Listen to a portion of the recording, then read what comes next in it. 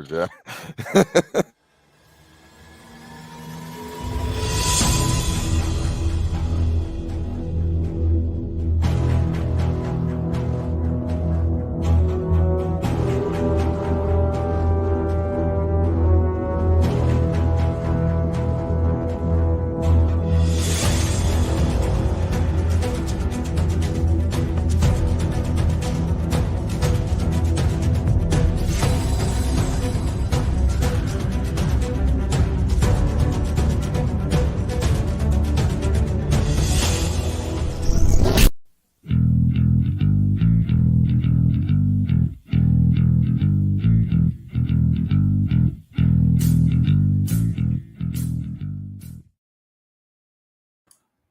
Greetings and welcome once again to Roman of the Empire. I am your host, Roman. We have a very special panel put together tonight for one of the great overlooked sci-fi films of the early 80s.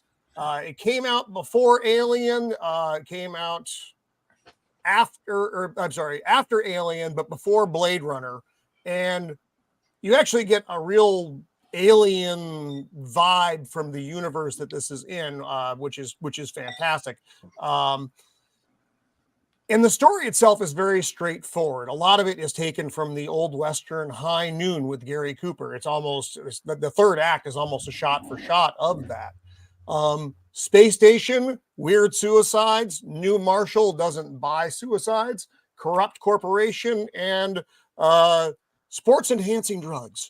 But it is a hoot, and if you haven't seen it, and there are clock, going folks. to be a Good night, billion folks. spoilers. Hey, that's the show. So let's dive into this. But before we do, we need to introduce our superstar panel this evening, which is very exciting. We have a lot of we have some new faces and some old faces. So with me, as always, he is my partner on this channel. He is my wingman. He once stopped me from bombing Los Angeles because Godzilla -1 might win an Oscar this weekend. He is Shield Wall of Dragons. Welcome back, my friend. How are you? Hey, how's it going, everybody? Doing good. Been a long time since I saw this movie. So it was an interesting rewatch. Seeing as how I was a middle teenager when I saw it the last time, and now I'm old. So, coming out between Aliens and Alien and Aliens, you really do get the way the sets are designed and things like that. It could actually be in the Alien universe, yes, just in a different part of it, yeah, or maybe in a different timeline of that same universe. So the tech is very similar. Yeah, right. That vibe hits hard. Yeah, it's very utilitarian, hard science kind of. But thanks for having me here. I think it's going to be a lot of fun. Yeah, I'm looking forward to this as well. He is the scourge of Gotham, the nemesis of the Dark Knight. He is Joker Voice. Welcome back, my friend. How are you? Well, like I always say, if I was any more amazing, I'd be illegal. And this was a first watch for me. Definitely overlooked. Great. Don't know if I'd go that far. But what would have made this film great, and what Sean Connery ultimately needed to solve the crime? Scissors! This is why I drink, folks. I drink because of them. Sweet chocolate Jesus. I drink for them. Yes. He is the meme master of the interweb, using his power for good instead of evil. He is Jacob Ironside. Welcome back, Jacob, and thank you for hello, the everybody. delightful meme. Funny thing. I am like actually 3 years older than Connery was when he did this part. And he was still pretty. The last Olive Garden Hello, breadstick. You pull the shotgun around like that. He was jumping around. So yes, I just He was doing a lot of wanted to jumping. see the IO branch of Olive Garden. You know, they never showed it. They don't have the everlasting breadsticks here. What the fuck? So thank you for being here. Goddamn breadsticks. JT. Hey, when the memes are cooking, you just gotta grin and bear it and eat the breadsticks. As we do Breadsticks. every week. Take Grin that and bear it here on this channel, folks. Where the fuck are my notes? Here it is. Sorry. I got lost. I'm so old. Musician, pop culture aficionado, man of the people. He is Sammy Threepeat, back with us again. Despite his better instincts, he has returned to be with us here on Of the Empire. Sammy, how are you? And welcome back. I am great, and I loved this film, so thank you for having me, and I'm looking forward to hanging out with you guys again and talking about this one for sure. Right on. Is that the new mic? Are you using the new mic tonight? Yeah. Man, it Sounds good. I like the mic.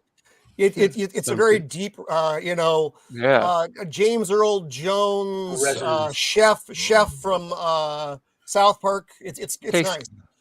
Casey Kasem. Robust. Bring it to you. The good old classics.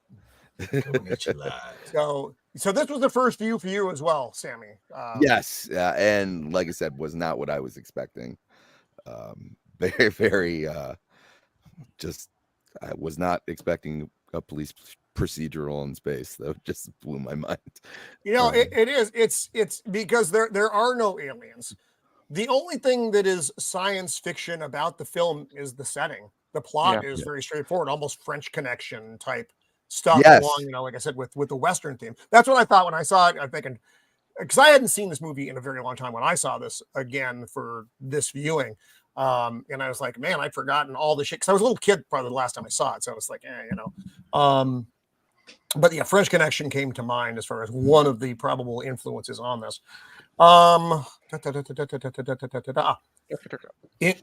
In space, his beard can hear you scream. He is Beard of Liberty. Welcome back, my friend. How are you? God, dude, Sorry. that was so hot. Sorry, Joker. I should have warned you. I should have warned you ahead of time. Thanks for having me as always. Hang on. Look, he's got to go off camera for a little. He's got to recover. Okay. It's unsurprising to everyone, or to no one, I guess, or surprising to no one, that this was a first watch for me. I didn't know what to expect at all going into it. And while You're getting educated. While it's not a masterpiece, I was really impressed and kind of enjoyed it. So I'm looking to get into some of the details. Right on. And there's a lot. There's a lot to unpack in this one. She will tell you if this is the way. Books, games, or movies. She is armored up and ready to fight. She is Untamed Mando. Welcome back, Mando. How are you this week? I am feeling pretty good. I don't feel like I'm dying, and my lungs are not being coughed up this week. You will still hear an occasional hacking of the lung. But I'm doing a lot better, feeling good, and I finally have a car, guys. It feels good to have a car again. I'm mobile. That's good. Congratulations. It's been months now. It was just the Friday before Christmas is when I got into that wreck, and I just got a car last week. Oh, that's a long time. That's a minute. Well, I can finally stop asking people for rides. I went through that saga last year with my son's vehicle, so I understand your pain. I lucked into a car, and then I'm glad you were mobile, the mobile Mando. Yes. He is the man that knows all the things about all the things. He is the fad that shouldn't be, the unbearable 73, Deputy Marshal Shotgun Matt. Welcome back to the show, my friend. How are you? Greetings. Well, what is not to love about movie where basically Sean Connery and James Seeking gun people down with shotguns? It's a simple, straightforward premise that just you can watch any time of the day of the week. Enjoy. And imagine people you hate being on the other shotguns, and there you go. Yeah, although I did think, well, one, I like that they continued to use conventional weapons. They didn't use anything we don't have. But in an environment where depressurization is a problem, it seems like you really need to be a bit more cautious. And when we get to that like almost the last scene of the third act. Well, no, I have science for you on that. Peculiar things are done.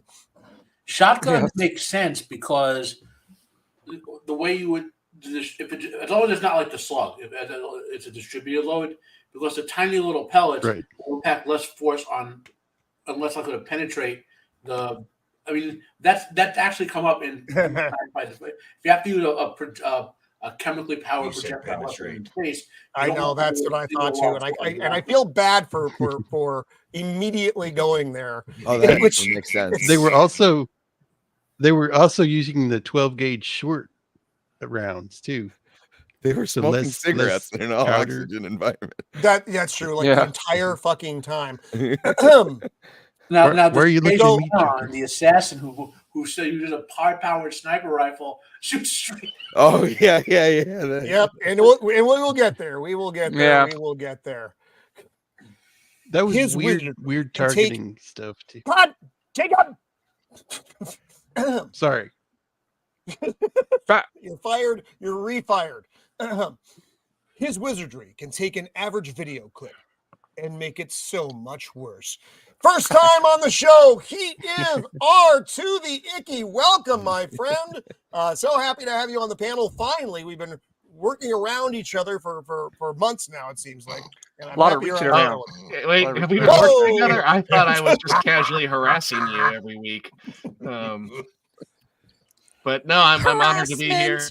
And as a fan of mining, airlocks, shotguns, and implosions, I really enjoyed this film. That's awesome. This was the first time view for you as well, R2. It was. Yeah. See, it's fun. You know, when we had the older folks like Joker and myself and Shield Wall and Matt, and then it's the younger folk who are getting exposed to these things for the first time. It's my first watch of this. I am 40. If I'm the younger folk, how old are the rest of you? I'm 31. 45. I just recently turned 53. I am 36. It's almost time to turn Joker voice into soil. I'm the youngest one here. Roman stopped counting after about 150 years. I'm just a baby. I would have gotten away with it. Yeah, Roman stopped counting after the fall of Rome. He just couldn't. Yes, Roman, I need to know, was Marcus Aurelius right in his letters? We all know I need to know. Eastern Roman Empire really isn't Rome. It's not. Look, Byzantine. That is the Byzantine Empire. You will not change my mind. Lots of frescoes. It was delightful. He is the red-headed giant in the land of the rising sun. He is James Harris, the Jinja Ninja. Welcome back, my friend. Thank you for having me again. I appreciate it, man. I thought you would enjoy this one. I'm gonna have to be honest. I don't want to disappoint everybody. I was happy with a third of the movie, and then the other. This is the first time ever. I feel bad about this because I know you guys love it all, but I actually pressed. That's the point to this. The open discussion. It's an open discussion. I was not impressed. There was a lot of just walking around. Like I wanted. Okay, there was this. The premise for this movie was really, really good, and I felt like it just fell short of it. They were right there at it. I liked a lot of the characters in it, but there was just something that I didn't feel invested in the whole conspiracy. I felt it could have been dealt with a little bit better. I felt like these badass assassins that could have come in, they should have been more badass. My uncles, they weren't particularly bad. They acted like amateurs. Yeah, I love the music. I love the feeling. Like I felt like I was watching Alien. I was like, "Oh, dude, this is right down my wheelhouse." I love it. I was going to say about that. The twist at the end that nobody saw. No, it was like. So let's before we roll into this, because I have to be honest. I've been sick all week. You too. Good. And I had like a horrible headache, and it just fixed. Like I just got rid of the headache today. I've had a headache for like 3 days. Oh no! And I was trying to watch it all through this. We killed Jinja. Yeah, so I was trying to watch it all through this sickness. So I'm hoping that if I give it a rewatch and I feel better, maybe that'll Help me with it. No, that's yeah, well, Joker's no, shaking feeling his bad head. watching a movie can sully It for can you. affect it. Yeah. But yeah. let's But- we're gonna roll through and say hi to everybody in the chat real fast. Our good friend Copa Ex Machina is out there. Copa, Yo. he is my favorite bald Sicilian, and there are a lot of them. Copa. Ludacio, what's up, my dude? Thank you. I got it wrong last week as well because I'm not very articulate and I am very old. Boosh McFadden, welcome again, my friend. It's always good to see you out there. Just call her Bev. She recently rebranded. Bev, it's a what is it? Legend of Zelda reference. That's it. Then I'm not going something. to get it. Neither am I. Our good friend from across the pond, Salve Melvin, deeply welcome, my friend. You can just call her Twilight. What happened to Bev? What was wrong with Bev? Yeah, I was good with Bev. So YouTube doesn't allow her to have Bev Coon because of the Coon part, and so yeah. No, Salty. Actually, I made a and welcome Salty. We love Salty. Salty is the reason I exist in this world, so blame him. Yeah, we are competing with the State of the Union tonight. Well, as I was getting advertisements for the State of the Union. I thought it happened in February. As I posted on X just a little while ago, yes, the State of the Union is tonight, but who wants to listen to an old man babble and mumble about the USA when you can listen instead to an old man babble and mumble about a Sean Connery movie? It's got to be 15 minutes tops, right? Ice cream. No, they're gonna prop him up with a stick and just talk through him. Old Easter.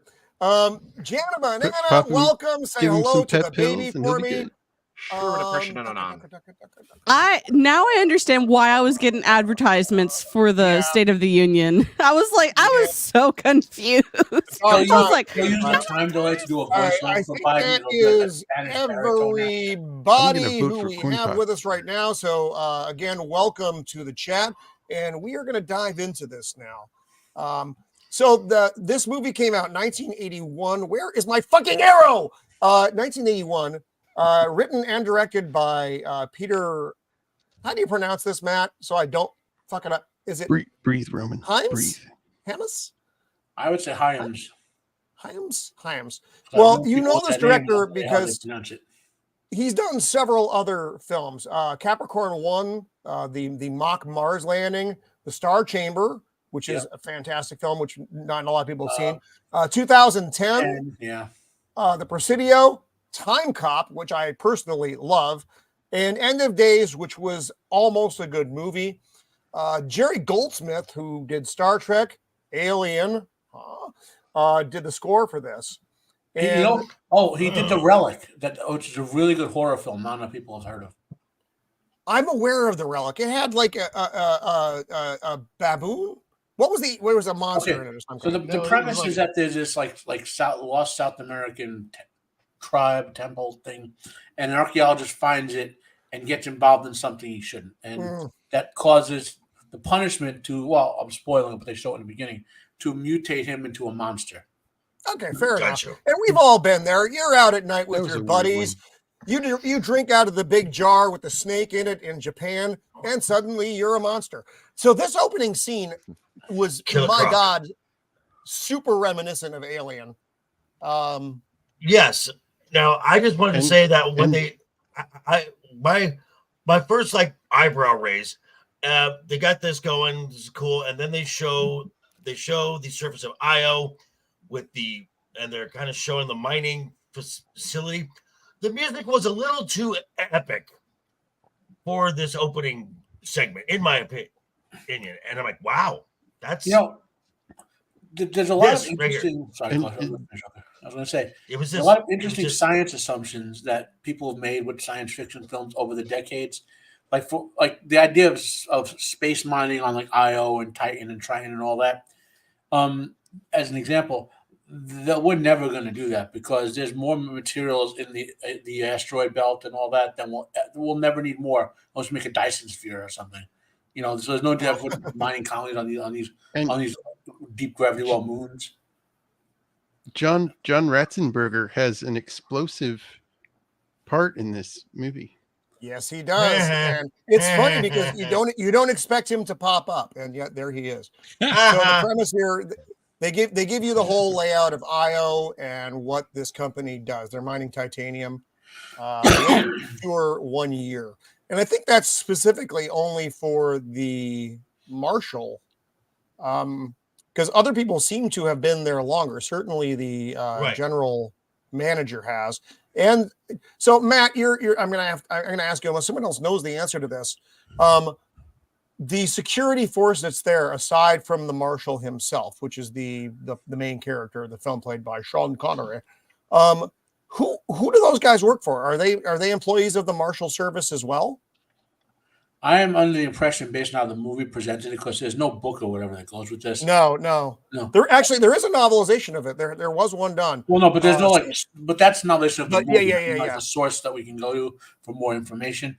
That these marshals are some sort of like corporate, like quasi-corporate government service type, like a little government and a little corporate, like in between type of thing.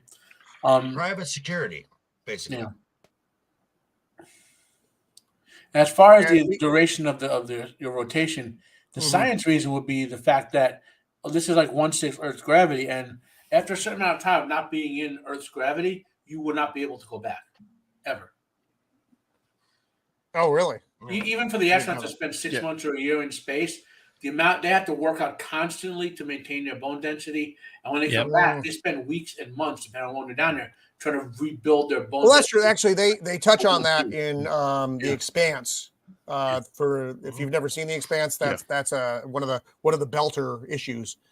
So we're in the mine now. We get these great looks of the spacesuits. There's John Rassenberger right there. Who was he? Was Cliff?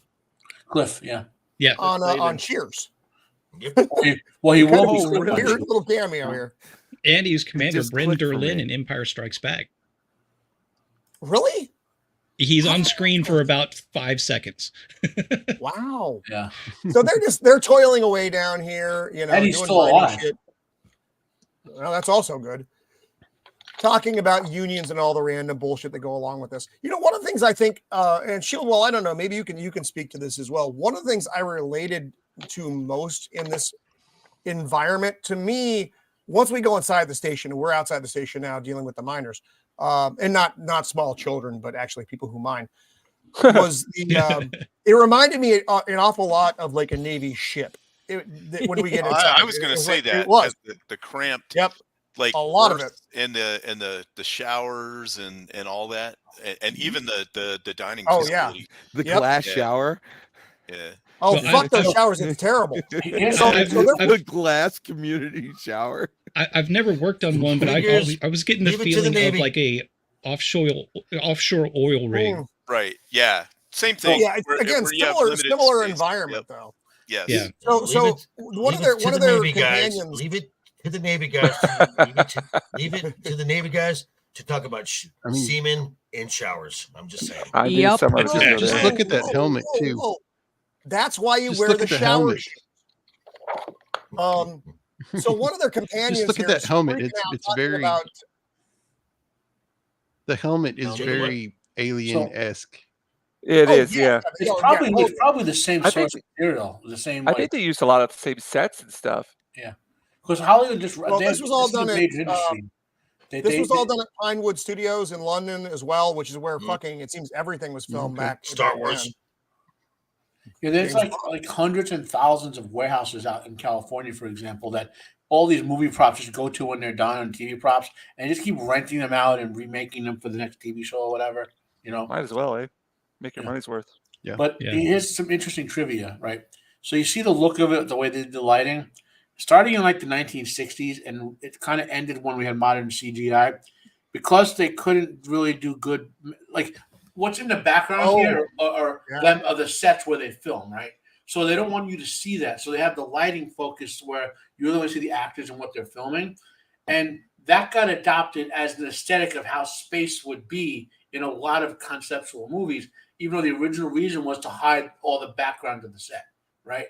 So, and that stayed a visual aesthetic in a lot of movies in space until they could do CGI backgrounds and wipe out the crew and all that and the cranes and stuff in the background to make the set, you know? Makes sense. Yeah. So this dude's freaking out because he's caught talking about spiders in his suit. Get him out, get him out, get him out. And he rips out his pressurization line. So the guy says something weird first. The guy says it's negative 170 degrees. Do you want to boil? Oh, yeah. The guys were talking about, because the other guys were talking about their suits.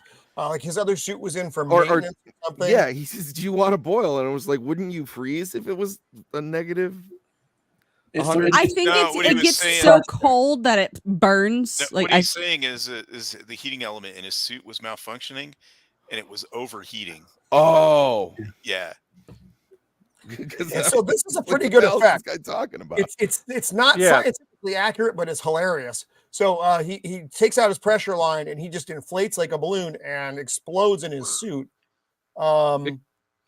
which I didn't capture well, which I'm kind of disappointed. And then falls down to wherever in the depths of the mind. I kind of expected that guy to explode when I first watched this. Big Trouble Little China vibes. Totally. Yeah. Oh yeah, Only he didn't explode. Yeah. Only he didn't explode into cabbage. And you don't explode, by the way. No, you don't. Before you take it from here, Roman, I want to acknowledge, I'm looking on the screen, and I just want to say, within the first 3 to 5 minutes that Sean Connery is in this movie, he already threatens domestic violence. Yeah. He's like, finish your goddamn homework. Yep. Knock your teeth out of your head. And he does, which is hilarious. So we meet this is to be honest, they could have left the family out and it wouldn't have made any difference. Yeah. Well, if paying attention, there are some emotional scenes for Connery that if you've ever been in isolation away from your family, they do make sense. And I felt for him. Now your wife doesn't go out on a plane with you and then leave, but it gives him a sense of knowing he has a family. Just if they were here, if they were an abstract, it doesn't have the same impact as the threat that's being made upon him.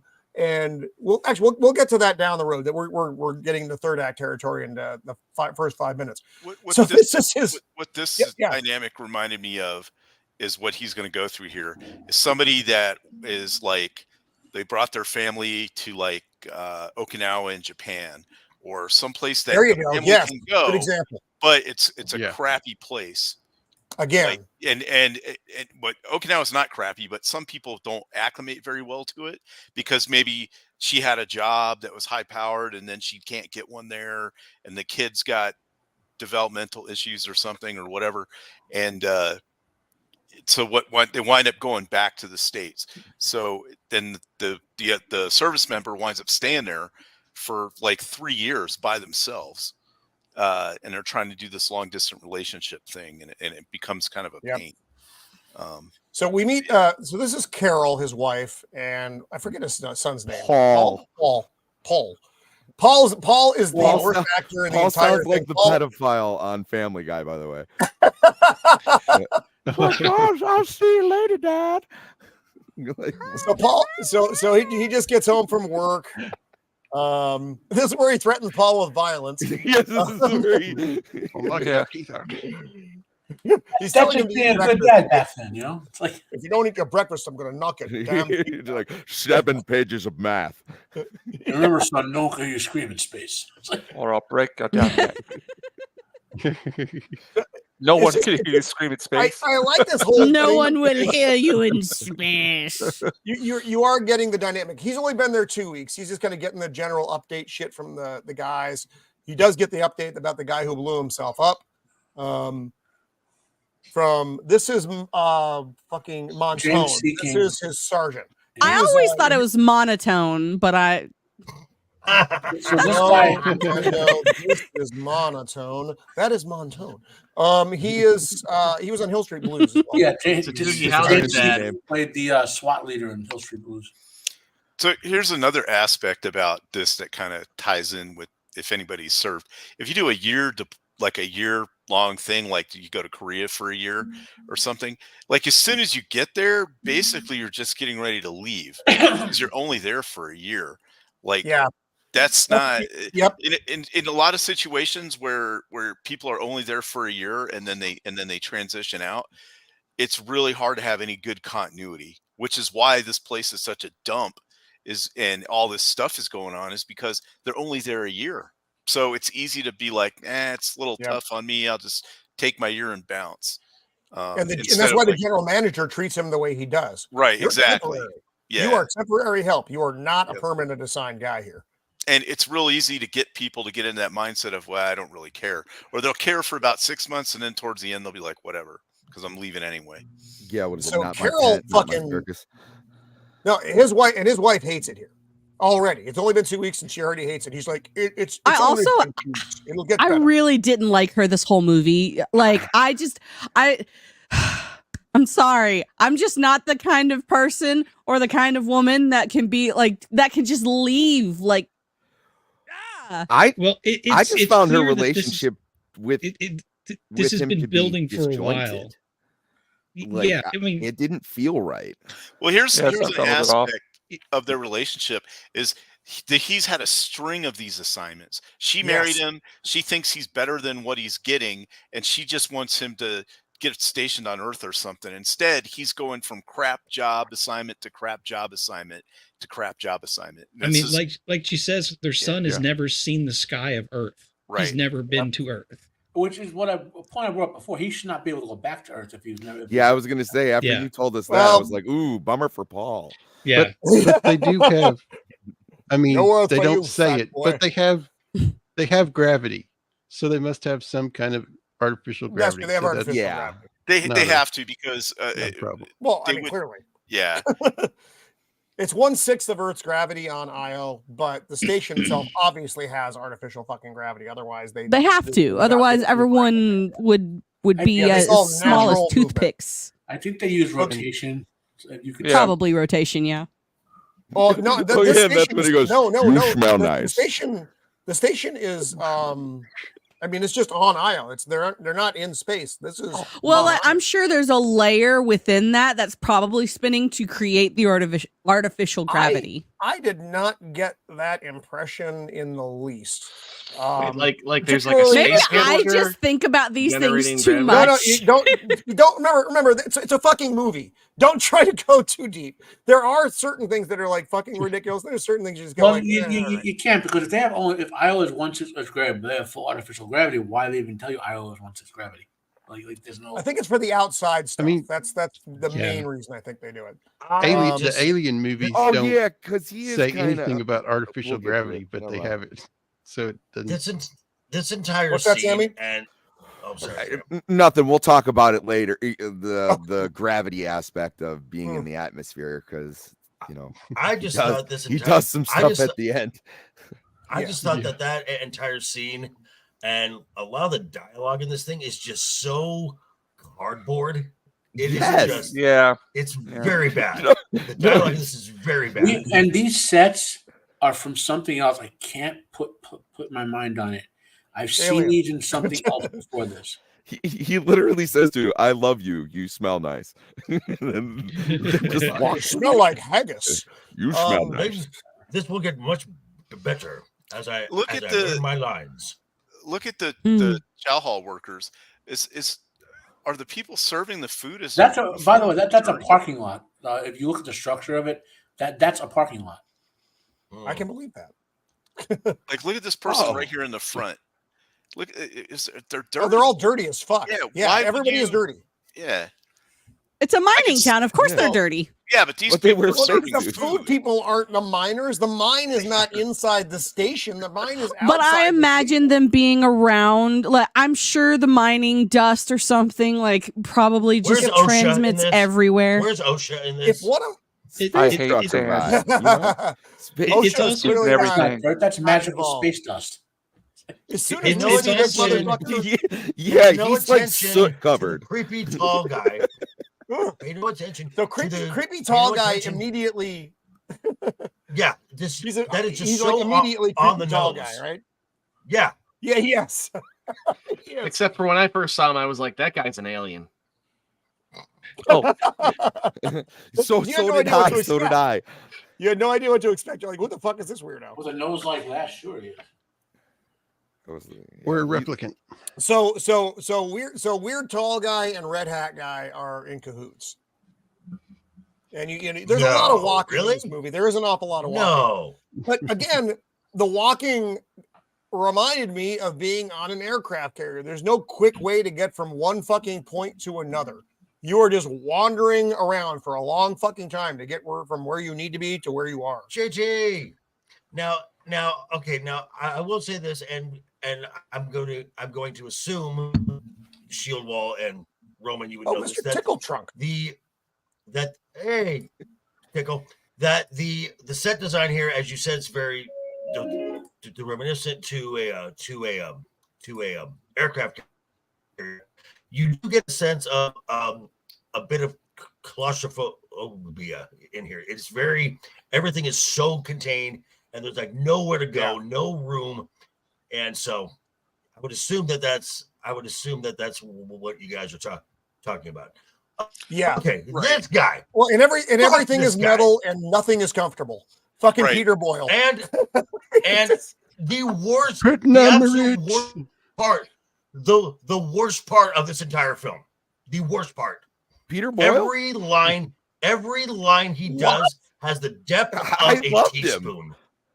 Oh my God, I Oh. love Peter Boyle. in I this. thought he did a fantastic I job. was gonna say when I first saw Oh. that, I was like, "Is that Dom DeLuise?" I mean, yeah, his character has no depth, but he's like a JT, heartless yes, company Red man. Sticks. Yeah, So I think I don't it need fits. I don't In need the the chat. depth. He's a piece of shit. Like, great, let's go. Yeah. Breadsticks in the chat. hate Breadsticks my in the life. chat. Breadsticks in the chat. Breadsticks in the chat. the one thing that kind of confused me Yes. about all these, like, they seem like henchmen kind of guys. You know what I mean? Yeah. The guys walking around really secretive. It seems like they had like a plan. Like there was something that was going on that they were trying to achieve, but that really never kind of equated to anything at all. You know what I mean? It felt like they're walking around like they've Well- got these secret hand signals. They're winking at each other, like they're trying to pull together some plot. But Well, I I don't think know. Did I miss that? I think the point was they were just doing kind of where they're going to do drop-offs or exchanges for the drug Right. that ends up being the Yeah, thing. but then they Because would they die. can't be well then but they can't be overt about it because it is illegal. It's not legitimate, and not everybody on the station is doing it. Because remember, we'll get to we'll explain the drug thing when we get there. But it's also, but- I think they make a good point of saying he goes, anything goes here. We let them Right, play so that- hard. yeah. You know, like Right. so. This- Right. yeah. Even if even beyond the drugs that are already there is the problem. Like this place is kind of a cesspool in certain areas. Okay, like so- it doesn't look And great. This is Like Okay, the same and that's my sort of- point. And that was my point about this entire scene. As you said, you know, nobody knows about it and everything. These are like all of the heads and everything. So you've got the general manager basically telling the new Marshal, just kind of look the other way. I mean, we all work hard. he We all get but says big it. He bonus all but checks. says it, Joker. Right, exactly, and that's and at this point, I'm honestly taken out of the film because I'm like, okay, I already know the plot Yeah, same here. Yeah. of the story. I still wanted to see how it transpired. And I like the Marshal with a chip on his shoulder because that's what he is, and the GM who is basically the king of this shit pond is his shit pond, and he wants you to know that. yeah, and it was also kind of like and in this corner, like it was like there wasn't a lot of. If you follow Sean Connery's investigation, right? So up until the past year, there haven't been a lot of deaths, and all of a sudden they've spiked, right? Right. So now Sean Connery, he gets sent to these places because he's a disruptive motherfracker, basically. And the premise would be that the corporation head would say, "Wait a minute, we're okay with this. There's only 2 or 3 deaths, but we need this kiboshed. So we're going to send a disruptive guy there to disrupt this, and either he's going to disrupt it and cut the deaths down to of something we could write off, or they'll kill him, and then we go with the military and just take them out, and everything, you know." So this was an interesting for both Connery and Peter Boyle. These were interesting roles. Sean Connery had been in a slump. He hadn't done. Remember, this is before Indiana Jones. This is before The Untouchables. This is before Highlander. He had been. He went out with on James Bond with Diamonds Are Forever, which was my least favorite of all the James Bond movies, like all the James Bond movies. And then he just kind of did rando nothing shit in between. It was like every now and then, even like The Great Train Robbery, but nothing anyone could consider like a blockbuster. This wasn't either, but this was a good springboard for him to get back into movie making. His best movie was really good. Probably The Wind and the Lion. Sean Connery, which I'm not familiar with. And then Peter Boyle, of course, Young Frankenstein. I just like in Diamonds Are Forever, the girl says to James Bond, "Famous spy James Bond." I was like, dude, you're doing a terrible job, James. Yes. So the director tells him at this point, he's like, "Why don't you come to my office later on and we can talk some more?" "Yes, I'll do that." And then immediately after the meeting, though, look, he is such a plank of wood. He is such a plank. I did not get that from. Yeah, I didn't. I didn't get that at all. I got sleazy GM is what I got. My mom said crotchety, and I like crotchety. I mostly just got I'm so much better than you that I'm not even gonna try vibe. I don't even. I'm not even interested in you. Yeah. Because I mean, he literally brushes that entire first meeting with him off. He's like, "Yeah, we like to play hard." You know, that's it. That's all he has. So he's been in position for basically the past year of success. So you got your year here. Just shut up. Take your paycheck. Look the other way.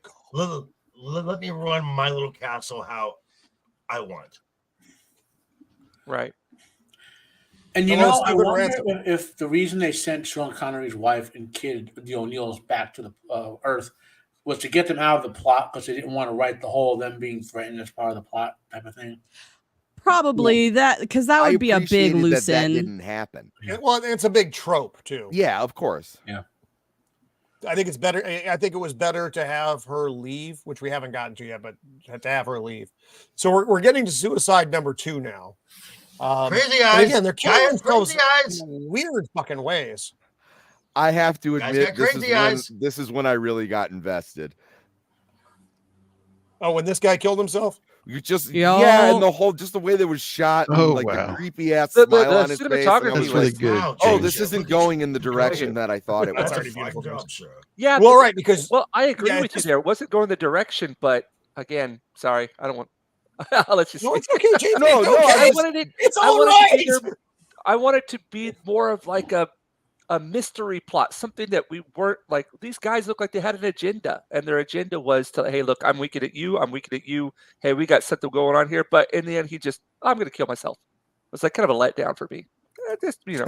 But I love the cinematography here. The cinematography is beautiful. I got crazy the eyes. color palette is beautiful. Yeah. There's so many cool things going on. Everybody's like, what the fuck is that guy doing? What's he doing? Exactly. They pulled that dude off the street. He didn't even have to audition. They're like, "Crazy eyes, come here." It was perfect though. It's really good. A lot of the points that are kind of weaker in this, they make a lot more sense when you just look at this as a shady corporation that wants productivity. You got a company man that falls into kind of the trope of like the old Western, like he's killing it.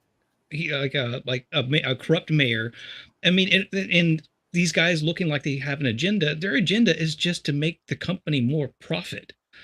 That's it. I mean, it kind of plays out like they're kind of more menacing than that. But when you just kind of wrap your brain around the fact that this is based on the boring corporate standard of make more money, it makes more sense to me. Well, yeah, it does. But like at the same time, though, if the guys are staring at each other and they're like, look at their hand signals and things like this, like, all right, they're in cahoots about something. What could that be? Right. To take drugs so I could kill myself? I wanted a little bit more there, but that's okay. Yeah, Go ahead. I mean, they're not telling these guys that it's going to happen, as the doctor explains later on. After a certain amount of time, you just go psychotic. Acceptable losses. Right. These are exactly. Yeah, for the company, definitely. Yeah. Although pretty base the move to make numbers everyone clean up after you like that too. Oh, that is not nice. Not nice at all. God, clean up on aisle 4. So this is where we realize that Sean Connery's wife is last. He comes in. The dear John. Paul. Oh, I need to knock your fucking teeth out. Where are you? Son, show me your pain. I'm glad she admitted she was a freaking coward. Yes, it's true. It's true. She's like, I couldn't actually look you in the face when I did this. I knew I would change my mind. I love you. Shut up. But I love you. You're terrible. I'm leaving you and I'm taking Paul to Earth, but I love you. I want that. No, I love you. I promise. We don't know that in real life you would die, but we're going. going. I don't know how old her You don't kid deserve looks, this, but she's been doing this for like a decade and hasn't been back to Earth. So it's been something that's been brewing for a little while. Yeah, for a long time. Well, I mean, one shitty assignment to the next shitty assignment. It's hard enough on, like, especially if you're in the military, and this is not dissimilar because it's not like he gets a fucking choice where he's going to go. Right. You just get, from one shitty assignment to the next, but unfortunately he has to haul his family with him. Maybe if you weren't so disruptive and could get a premium assignment. It's like, well, that's true, but he's not Our good son with bullshit. Our son has not breathed air actually from Earth. Have you been to Earth? I mean, yeah, she's I'm such a coward.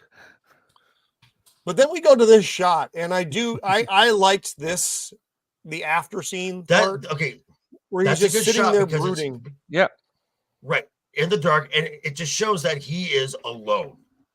Yeah. Yes. Yeah. Yes.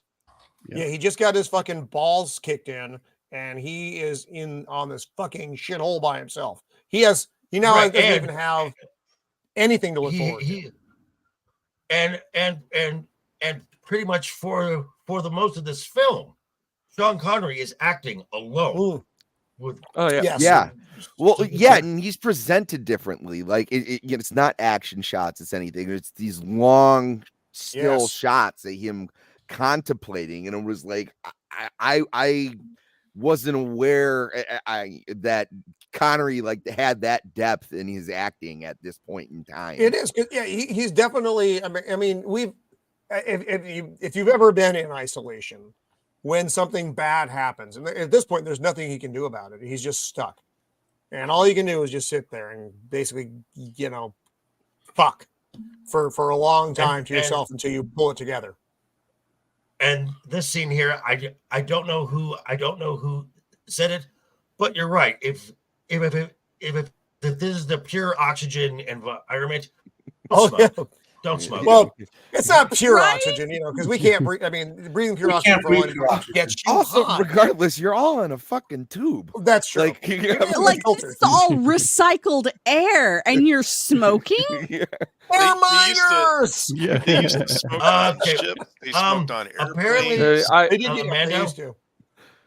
Mando. Then when you come to Vegas, don't go into local bars. That's all you do. Yeah, you know what? It probably smells a lot like Vegas. I don't know. Yes, it's a mining town, but also if this is all you have, I don't know. I just feel like I'd want to try and keep it as fresh as possible. I don't know. Well, they don't give a fuck. They want them to be happy. They provide them prostitutes because they want them to be happy. That's true. I'm fine with that. So, Shield Ball, I'm going to go to you on this. So this scene, I'm sure you had one of these. I mean, in the Air Force, you start your day doing your list of shit you got to get done, going through the brief. That's what this reminded me of so much. Yeah. We had stuff, but usually we had stand-up roll call. Well, later on, like once you got up in the ranks, this would be a lot less people in a meeting. But yeah, normally you'd have stand-up roll call like for standard make sure police everybody's stuff. there. Yeah, but it was kind of the same thing. You'd be like, "Hey, what do we need to get done today? Who, give me a report on what's happening down in the unit and stuff." This is your beat. So the fat guy finds the warheads, the nuclear, the detonators, the nuclear detonators. What do they need nuclear detonators for? For the for mining. For the mine. Yeah, to expand the mine now shafts. is it? Yeah. Now is it just me, or was this scene? Did you get the impression that the security force or the cops here are kind of incompetent? Yes. Very much from the beginning. Yes. Yeah, well, I that's why I like the nuclear detonators. Know. You don't misplace nuclear detonators. Somebody Right. had them. I enjoyed that exchange. I would imagine most of these guys know there's some illegal drugs going around. Oh, everyone knows. They're clearly they just don't give a fuck. They don't give a fuck about anything. The less they have to do, the happier they are. Basically, if there's like a rowdy bar fight, they'll take care of it. If there's a blatant murder, they'll take care of it. So basically, this is Las Vegas because the mob runs the town. Yes, exactly. Well, the problem is that each of them are only there for a year, if I understood it correctly, and there's no incentive for them to go deeper than the surface level, especially if the mine leadership doesn't care if you misplaced a few atomic warhead things. As long as you found them, it's fine. What's the big deal? Yeah, exactly. Right. You found them, and okay, so the situation is handled. As long as the spice flows. Yes. Before the modern era, how oil rigs or how the Alaska fisheries and places like that used to run, where these guys worked these ridiculously hard jobs, and when they weren't working the job, no one cared whether they were doing the drugs or prostitutes or Oh yeah, it was bedlam.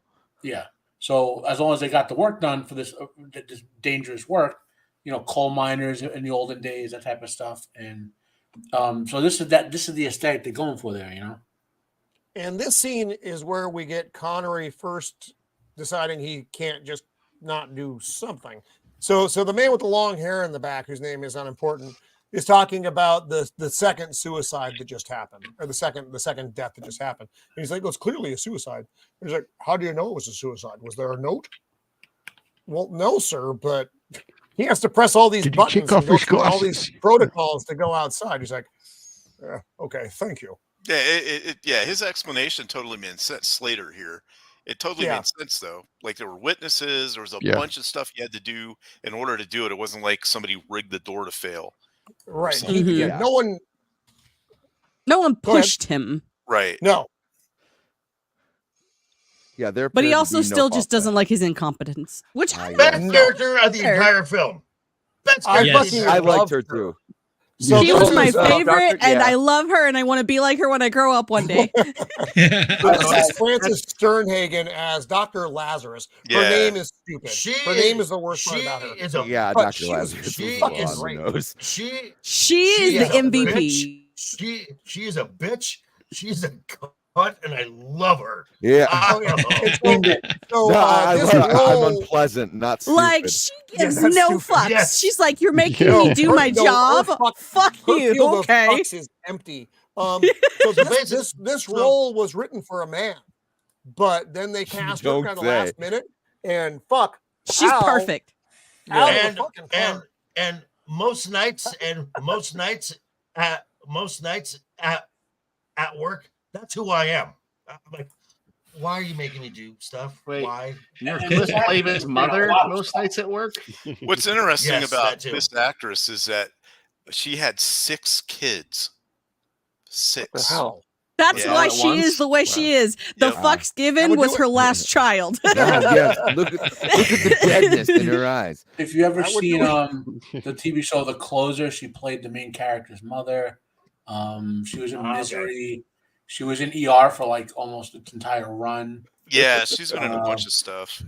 Yep. She was in what was that woman's show? With Bruce from Law and Order. Not helping. Sex in the City. Ah. Yeah. We don't see her naked, do we? Yes. I love the fact that she's one of those people. She's like, I know what I know, and I know quite a bit, but funny enough, I also like don't care. Mother.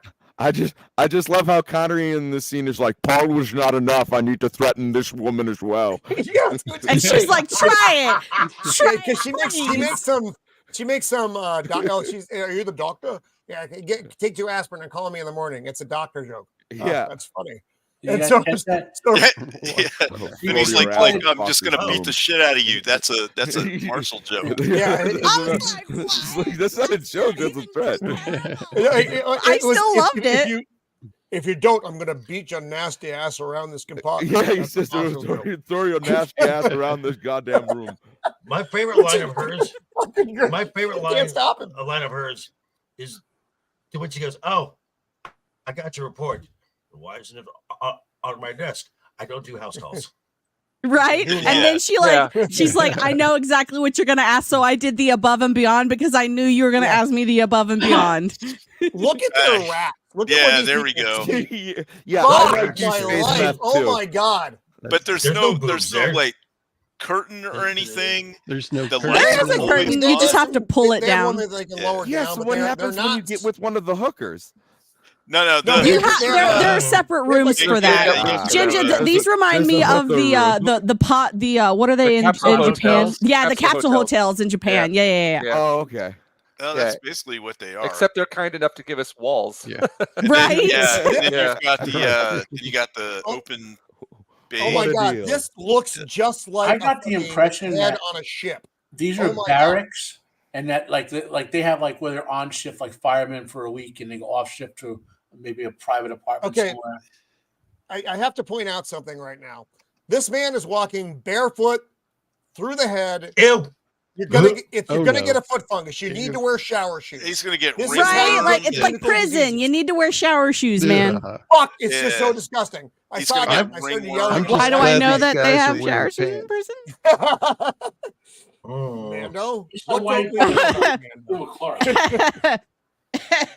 Bounty hunting is a dangerous business.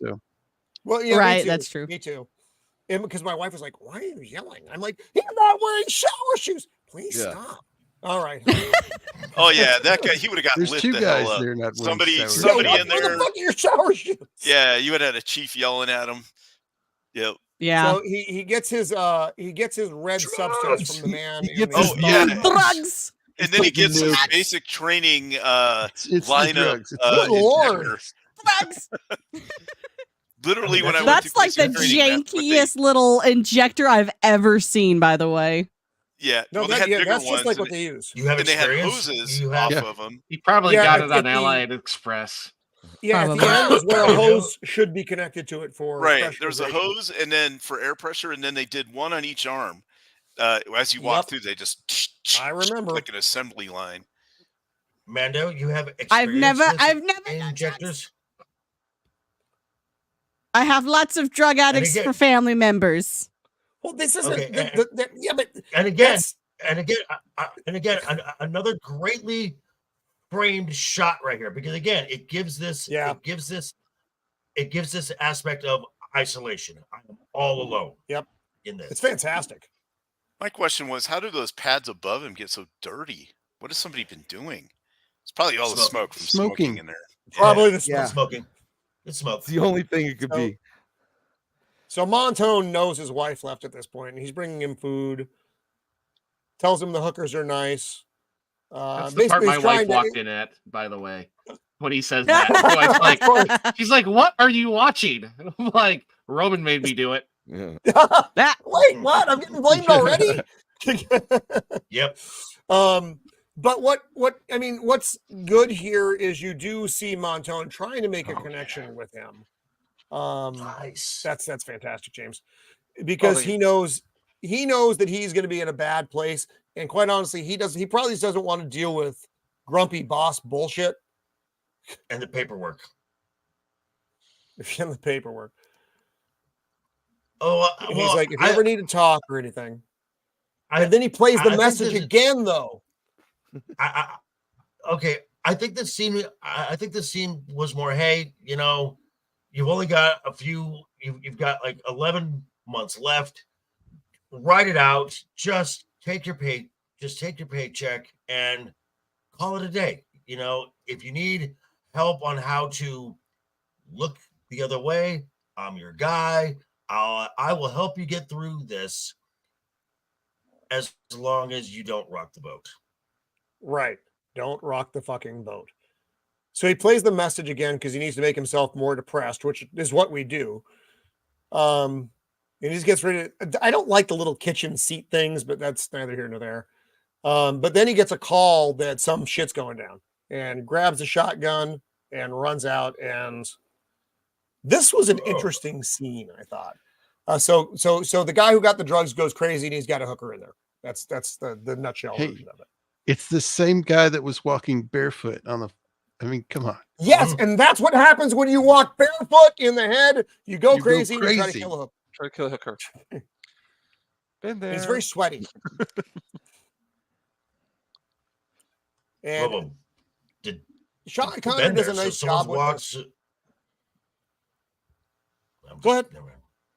It was a joke. I'm saying, someone said, been there. I'm like, so you walked barefoot through a public restroom and tried to yeah, it was a bad Saturday. Okay. Sorry.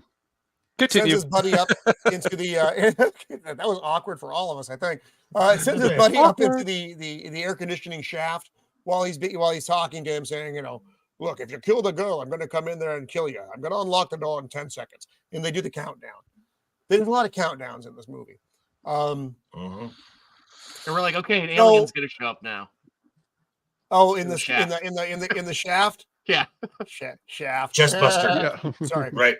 I mean, I think this is a good point when he just immediately sends his buddy through the AC duct. Like, he's only been there 2 weeks, but he clearly knows the entire layout of the station. Like, he's that detailed on it, which actually makes what things he does later much more believable because he kind of has this map in his head. One of the trailers for this, way back in the day, had that crawl through the duct with the dude with the shotgun, and it made it very tense looking. You know what I mean? More so than the scene here does it justice. But so I vividly remember that scene with the dude crawling through the duct with a shotgun from the trailer. These mining facilities could also be. Yeah, it didn't seem like they wanted that guy to live. Like it didn't seem like they gave him a chance. Yeah, because he had shots. No, because that guy's Connery wanted to beat up that hooker. That's why. Well, they wanted an obvious ship him off the planet. Why can't I slap the hooker? But one thing that could explain why he knows so detailed about the ducks is these mining facilities could be like modular or whatever. Like a universal right? Yeah, it's like a universal thing, and they're on multiple different, like on asteroids or something. That makes a lot of sense. That's a corporation, so all because all these mining facilities are by one company. Yeah. So it would make sense it would make sense that they're all the same model. And so it would just make sense that there's some form of standardization of this technology that they have. The look Connery gives him after the guy after Montone shoots him is like, "What? I saw the knife. He turned on me. What the fuck?" He's like, "You motherfucker." Mm-hmm. If you're a woman, I think that's what he suspects. More incompetency. So now Dr. Lazarus has the patient. And this is where he gives her the reports. So the reports are important here, because he wants to know how many similar deaths had happened. And it was like 28 that month, or 28, and 20, then over 6 months. Over 6 months. And then it was like a slightly smaller number. And then, the 6 months before that, it was 2. Like 2. So there's like a serious fucking spike in this. So there's obviously something at work. You see those containers in the background there? You used to be able to get this garden spray. Like you have that base with a nozzle in it. And I remember that. Yeah. Remember it? Yeah. What do you mean used to? You can That's like using what people those spray nozzles on Star Trek. Yeah. So all the these are where you would put the bodies, and they're all empty. And he's like, "What do they do with the bodies?" They ship them home immediately. Burial at sea or some shit like that. Yeah, it's very convenient. They immediately ship them out and just dump them in space. Huh. Space waste. Oh, when they said burial at sea, I thought they were just jettisoning them out. No, they're kind of. It's like halfway between the two. But what they were doing though is they were when they were leaving the IO and going to the space station, they were dumping them in space. They probably want to launch it straight at Jupiter to make sure there's no evidence ever recoverable. Mm-hmm. Well, it feels very convenient. Ahoy, friend. Well, right. They were basically. Now I don't know if that was something that they always did, or this was just a new thing that came down from the company. Right. I got the feeling that they were doing that because they had to follow procedure on the station, but they didn't want the bodies with the drugs in their systems to make it back and get examined by people who actually might care. So I saw it as hiding the evidence. So he's going through the cargo container area looking for, where's the body? This is the to be jettisoned container. Jettisoned. And if I understand correctly, they're portraying that the transport system they're using between IO and Earth or whatever is very weight limited, very energy limited. So it kind of would make sense to dump them into space. You know what I mean? Unless they had a personal objection, they had to be buried on Earth or something. Right. So it might be a standard procedure. Yeah. For that. So he takes blood out of the body so he can take it to the dock. Which is very smart and competent. What a competent person would do. I don't know. That looked like Kool-Aid to me. No, the blood does not. Oh yeah, the blood. Oh yeah. But also, I just chalked it up to the drugs probably broke down the blood cells to where it was more liquidy than. No, guys, that's how your blood looks in space. All the iron floats. All the iron floats. Do you know what time it is? That's so now she's doing her analysis, and this is fun though because you get a little insight into the doc at this point. She's like, what is it? Station doctors are a lot like ship doctors. You're basically one case away from being sent home. Yeah, you're one step ahead of a malpractice suit. Right. Yeah. So, this whole part right here was some of my favorite because she very much displays within my own field. I know a lot. You asked me to go outside of the field, and you're asking a lot of me. I'm sorry. Yeah, she has to analyze the blood, and she's getting kind of pissed. And she's talking through, what he ate and all the bullshit like that. Also, is she the only doctor on this thing? Seems like it. Yes. Yeah, I feel like she might be the head doctor, and it's kind of similar to the marshal. She's probably the only halfway competent person, but I think there's probably other medical staff. There were because she was yelling at one in the hallway. Yeah. Yes. And they are around. 1,100 just seems to be the only one with the moniker of doctor. I thought that hooker that got beat up was the head doctor. Yeah. Oh. So they discover blood. There's a synthetic amphetamine, basically, that the army had tried out, and it drove the soldiers crazy. You work like a mule for about 10 months. You could do way more work and just go for a long time. But after about 10 months, it fries your brain and you go psychotic. So naturally, you have to make it a private illegal drug. Right. Then also, she reveals that there's no way they could make it on the station. It has to be you need advanced science machines and stuff to make it. Yeah, it's synthesized. And she's very satisfied with herself here, though, which was kind of funny to watch. She's like, "I did good." He's like, "Yeah, you did good." Well, because this is outside of her expertise. She's not used to doing this stuff. Yeah, this is a forensic scientist. Yeah, because basically she's like him, except she's like, "Yeah, I get paid to make sure that the hookers don't have syphilis. That's why I'm here." He has a more organic relationship with her than he does with his wife. Yeah. Yeah, I agree. Yeah. Well, she's a professional. He may feel more comfortable with, like that type of person than he does with a regular person. So now he's doing a breakdown of who could have brought the drug into the place. Comes up with these two names, Spota and Yarrow. Yario? Those sound like drug lords' names. The tall guy and the guy with the hat. And Shepard's the one who approved their employment there. Shepard is the Peter Boyle character. So there's the weird tall guy and there's the red hat guy. So it's fabulous sideburns. And now we're in the club. I like the club, which is like the cantina, but not. Yeah. And here's the part. This is for me was a little bit of a plot hole. Surely, don't call me Shirley.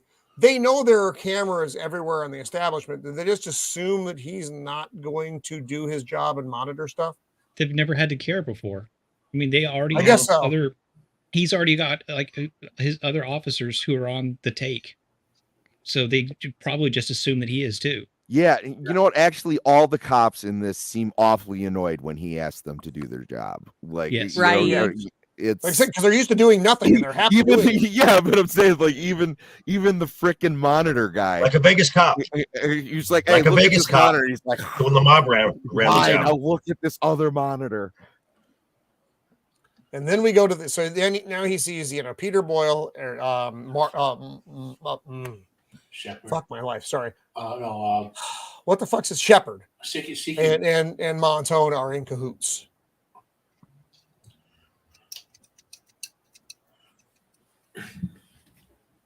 And if you're a Doctor Who fan, the dude who played Spada, he's a stuntman, but he was played a unit soldier a lot in a lot of Doctor Who episodes.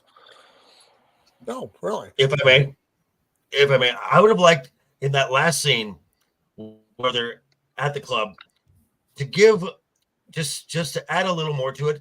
I would have liked it if Shepard looked directly in the camera. Oh, at the camera. At Connery going, yeah, I run this shit. I don't care if you're watching or not. Yeah.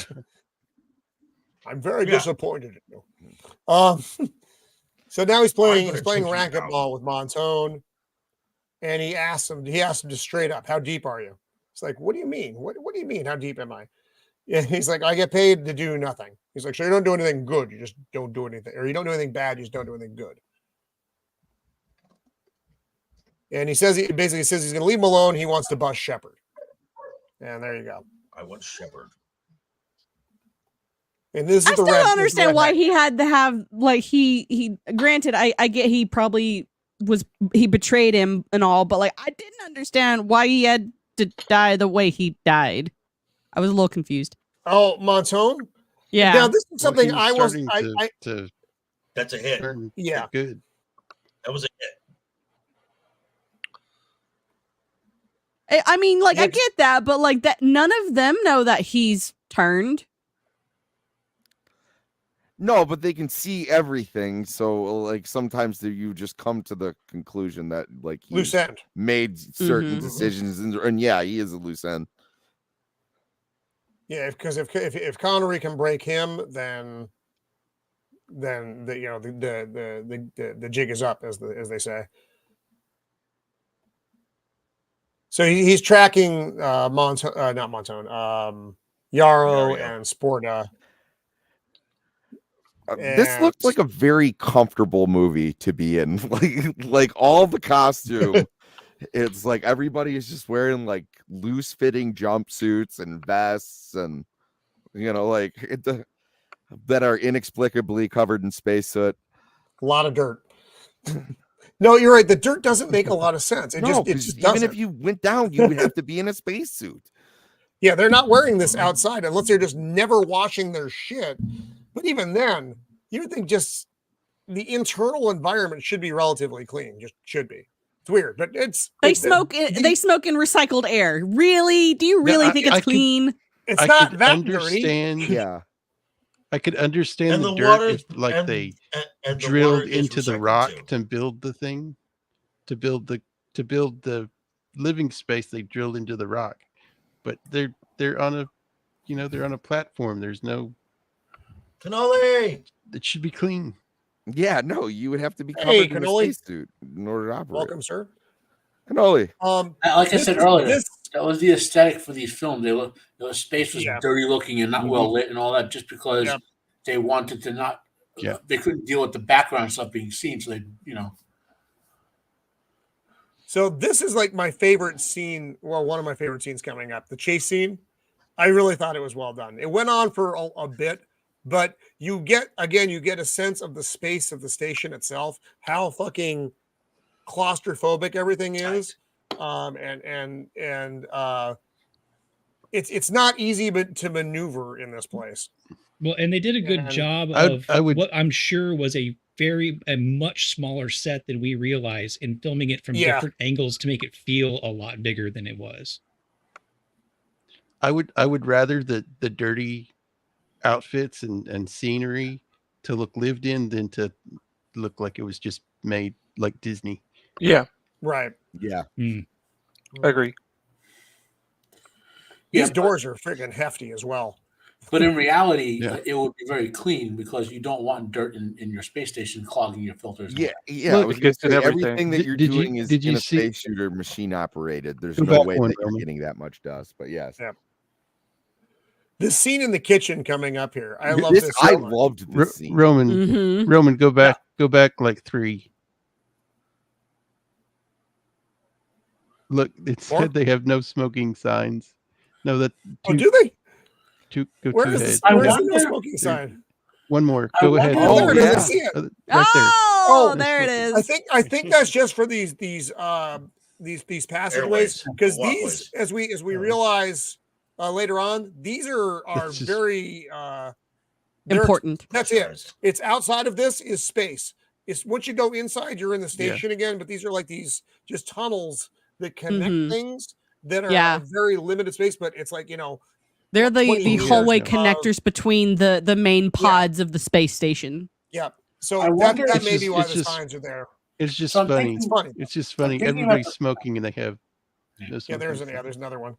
I've been trying to remember where I've seen these sets before, and I'm thinking all those extra like nuclear bomb shelters and bases like NORAD they built in the 60s for the potential nuclear war that got downturned in the 70s. I wonder if they grabbed one of those and made it into set for this. Because look at all that steel is like, I mean, nowadays that'd be plastic, but that or CGI. But look at all the steel in the background when you see them running in certain corridors. This movie was only a $20 million movie, so there had to be real like steel doors somewhere. I like this. He throws the drugs in the boiling oil, and Sean Connery reaches in. Oh, look. I'm Sean Connery. Look, what are you thinking, man? I'm Sean Connery. I can do whatever the heck I want. And your hand would be like deep fried, right? Like you would have third and fourth degree burns all over. I think it was water. But he's Sean Connery. It's in there for like more than a second too. Like it's grease. That grease would stick to your hands and your skin, and it would cause it to start melting off. Unless that's soup. Mando, he's Sean Connery. Be soup. It could be soup. That's true. That's true. He's Sean Connery. Making some borscht or something. Now, the fries that he was over, that'd be real. Yeah. I was hoping when I first saw this, he killed him by shoving his face in the fries or something. Like some Watchmen kind of vibe. Rorschach. Yeah. I kept thinking. He was going to get stuck in the mixer there. He's some kind of giant kitchen mixer. You don't smell too good now, eh? That is a really nice mixer, by the way. It's like a giant KitchenAid thing. That thing is tough. Oh yeah. Or maybe on a retired like naval vessel with all that steel has to be someplace real. It's just driving me crazy. So they would have the kitchen set built on like if it were an aircraft carrier that they had taken out of service or something. It's driving me nuts. All that like real stuff that you can't just build for a set because it's too much bloody metal, Oh, yes. But I don't know. I mean, the alien sets looked very similar to this, though. Mm. Yeah. I mean, it could be a recycled alien set. That's possible too. Yeah. So he does not kill him. He just he shoots the door and says, "Think about it." Yeah. Even the mixer has soot on it. Even everything is fucking dirty. I love their little prison cells, though. These cells are awesome. Okay, I got to. They're zero grav cells. You know what? I've seen doctors, hookers. I haven't seen a fucking janitor. So Maybe they don't have janitors. I'm just saying. There are an Who needs awful a lot of women janitor on this station, though, that aren't hookers. I did notice that, though. That was like, okay. So he's trying to get him to rat out, Shepard, and he's like, I don't know what you're talking about. He's like, all right, fine. Sit there and float. Don't take a deal. Be a smart guy. And here's the golf scene. Yep, here he is. He's got the planet behind him, too. He's like, we must get the unobtainium.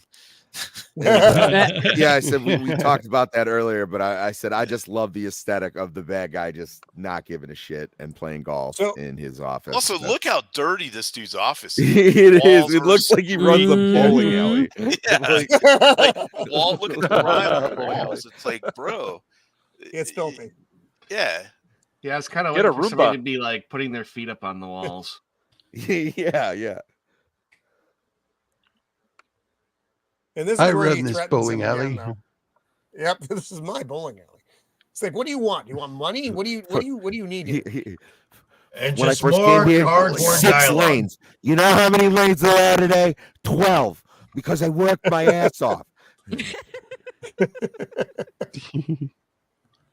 Why are you busting my balls here? Yeah, that's it. Pretty much it. Make a little profit. He's like, everybody's making money. The workers are happy. I'm happy. The company's happy. My hookers are clean. Some of them are good looking. My booze isn't watered down. It's doing pretty He well. looks like he's got a space boat for the weekend, right? 30 plus people are dying per month. Like, I'm sorry. Hey, after a while, that's going to cut into your profits. No, it's over 6 months. Over 6 months.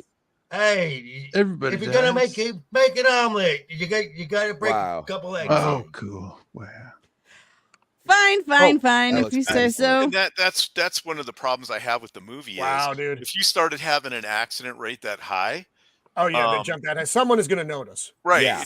Someone besides the corporation. Is there a government agency? Also, is the marshal directly working for the corporation, or does he work for a different entity that has a? It's got to be a line different of, entity. Yeah, that kind of it's got to be. Which kind of took away from. Well, it's the federal. gravity of everything. It's the federal marshal service. It's basically, if it wasn't the company itself would government. be running like more interference on him or like reprimanding him when he's but think going about against the flow. To get somebody out to investigate it, it would take a year for them to get there. But how long does it take to send a message to transmit data? It's still got to take a minute. The space station is 70 hours away, but as far from the space station to Earth, it's a long ways off. So It's I don't a year know away. Comms from At least. From comms. There's got to be planet somebody on the station space to station Earth. that is like his superior, right, or a peer that he could, unless that person's bought out too. It never explains it, and I'm fine with it. I guess if you look at it like like marshals on Earth here, they have their area they're over, and it's like they report to people in the government. They report to a central area. Yeah, but central authority is a lot harder. Well, because he has to have some kind of autonomy. Mars. So I'd gather this would be closer to 30 minutes just to get to Io with one leg of communications. So that real world conversation he's having ain't a real world conversation in the real world. Right. So this is where he tells him either you're holding out for more money and you're smarter than I think you are, or you're not and you're a whole lot dumber. He's like, I'm probably a whole lot dumber. Yeah. Then he goes back to check on his dude, and his floating dude is dead. That's this was kind of neat. I like because that the effect too. The blood dripping up. I really like that. Yeah. It was nice little touch. Little things. Yeah, it was little things here I really liked in this movie. Yes. Little things. Yeah. So now he's going back to get Montone, his sergeant, and he's dead in the closet. His tongue. He came out of the closet. He has a clown nose in his mouth. I really He like. totally hung himself. He ate a He clown. totally hung himself. Oh yeah, totally hung himself. But I really Yeah, like cameras the weren't like working at the his time, tongue unfortunately. swelling and like that effect and stuff because that would happen What happens? if he was. Yeah. He got carradined. That's what happened. Yeah. He got Ooh. carrots. He hung I himself. don't think this soon? He totally Too hung soon? himself. Those Absolutely. those black Is, closed the those door. black ninjas got him. Yep. What you talking about?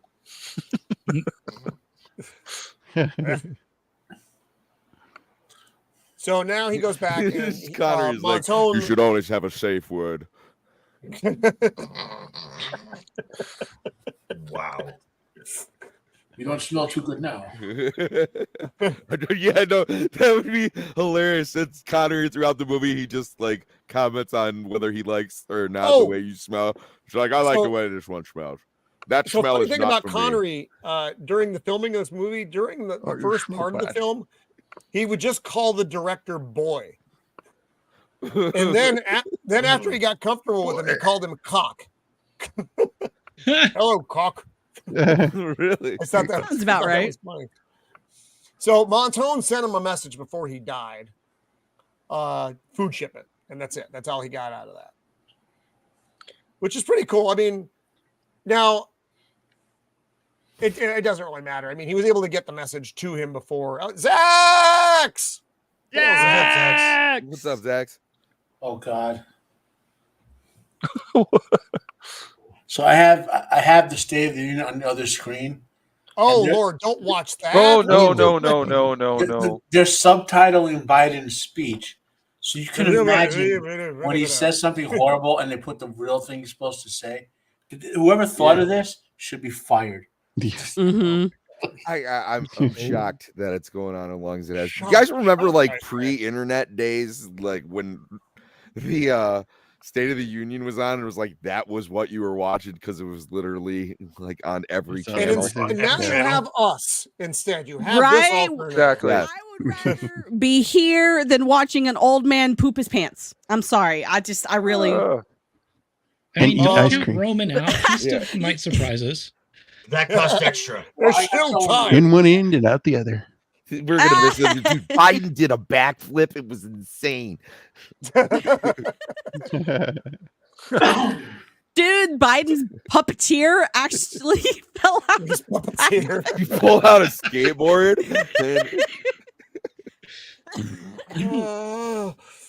So Connery goes into the food department here, or Marshal O'Niel, and he's starting to dig for stuff, and then he gets the old freaking from behind with the freaking choke wire. And this was clever. I actually had forgotten about this because it'd been so long since I'd seen it. I'm like, fuck. Is he going to wake up somewhere with a fat man? What's his name over him? But nope. This was great, though. You could fucking feel his teeth breaking on that. Oh, fucking, my God. Yeah. Oh, yeah. Oh. On that carcass. And he had a fucking neck thing in because he was expecting it.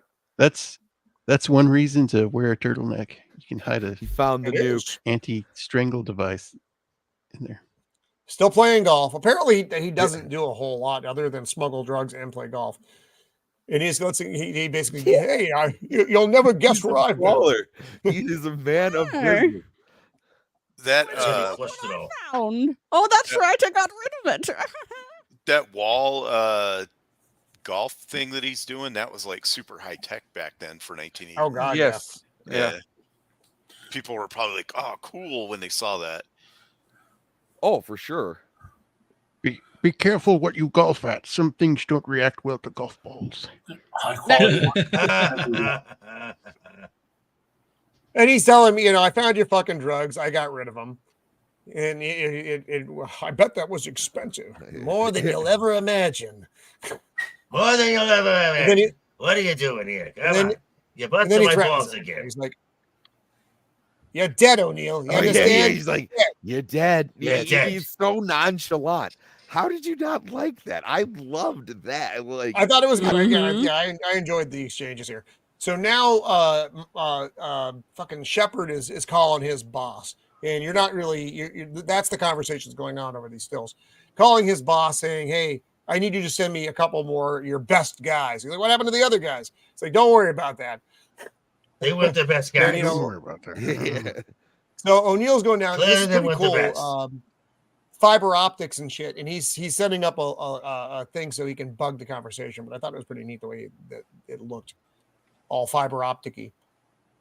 That would be analog. Yeah, they spent a long time on this scene, and I was like, are they Yeah. not going to explain what he's doing? And No, it did. It took a minute. The scenes in this are not fast. This movie does take its time. editing was a whole nother ball game. Like back then, it's just it just movies are just shot differently. Like even that hostage scene was paced in a way that you just don't see that in movies, especially now with like jump cuts and. But So now he's going to the surveillance of Shepard. And here's where you get the longer version of the conversation. And basically he's saying, yeah, I'm going to fucking have to kill the marshal. He's like, don't, and the dude's like, don't fuck this up. Because you fuck this up. The next guys that are coming to get you. Hey, look at And the. so they're on the. Sorry, Go look ahead, at go the ahead. panels on there. Those are all Darth Vader chest plates. Yeah. That's a video game on the right side. That's a video game. I wouldn't be surprised. Sean Connery's just playing a video game, is he? You know. So now he knows they're The coming man on just the playing next. Gallagher. high score. Yeah, we thought we didn't see him, but we did. And it's going to take 70 hours for them to get here. So now we start the countdown. Again, I like these exterior shots. I think they look really nice. Yeah. Oh, yeah. So now he walks into the bar and everybody just fucking stops and looks at him. Which reminds me of the club in like Batman Beyond. Yeah. Well, in High Noon, like how they Yeah. sheriff, you know? And he wants to have a drink, and so they all go about their business. But then we look at the timer as to when it's arriving, 60 hours. So now the clock is ticking for him, and he knows it. This is cool. This ring around Jupiter had just been discovered like 2 years before, but they felt the need to include it here, which I thought was just like, again, it's little things in the effects. I love these matte paintings. I think they're fucking beautiful. Yeah, they're great. Yeah, the Beautiful. compositing between miniatures, matte paintings, and even some of the live shots was really very good. Most of them still hold up. Yeah. Yeah. It was. So he now he's called the sergeant, the new sergeant, and since Montone's dead, what's this fellow's name is Ballard, Sergeant Ballard, to ask him, who can I count on? And he's like, and the guy tells him basically fucking no one. He's like, well, and he's like, you know, the men are young, they have families. She's like, I have a family, and he doesn't give a fuck. He's on his own. This is where you really get now. He can't even depend on his guys. And the count goes on. Now he's playing by himself. And Doc comes in. She's like, you know, if you're the guy you were supposed to be, you would have gotten the fuck out of here by now. I'm not done yet. I'm still working. Well, this is where you get a little more insight into his character, though. He was supposed to be something else, and he didn't like where that was going. He didn't like the person he was supposed to be because he had integrity. So he couldn't do what, you know, close your eyes and do what you're fucking told. Which is why he kept getting these terrible assignments, probably. So now he is challenging the system, and he's going to pay the price for it. You can handle the truth. And then she just says, do you want to go get drunk? She's like, yeah, I guess so. I have some time. Yeah, you kind of think you might want to get like a plan together. But it's like, No. Fuck it. So now we see him in one of those tunnels that we were talking about earlier where the no smoking signs are, and he's doing a little bit of rigging here, kind of hedging his bets. And this will come into play later. Clearly, this is what my wife would call the A-team scene, where where he's doing the rigging and setting things up. I'm so alone. I'm so lonely. And so his wife actually calls him now, though. Again, this is a live feed from the space station. Yep. And she's like, "Is everything going all right? Are you making friends?" And upcoming is the Yes. best Are you acting, eating well? in the whole movie. Are you eating? You beat me to It's it. lovely. I completely agree.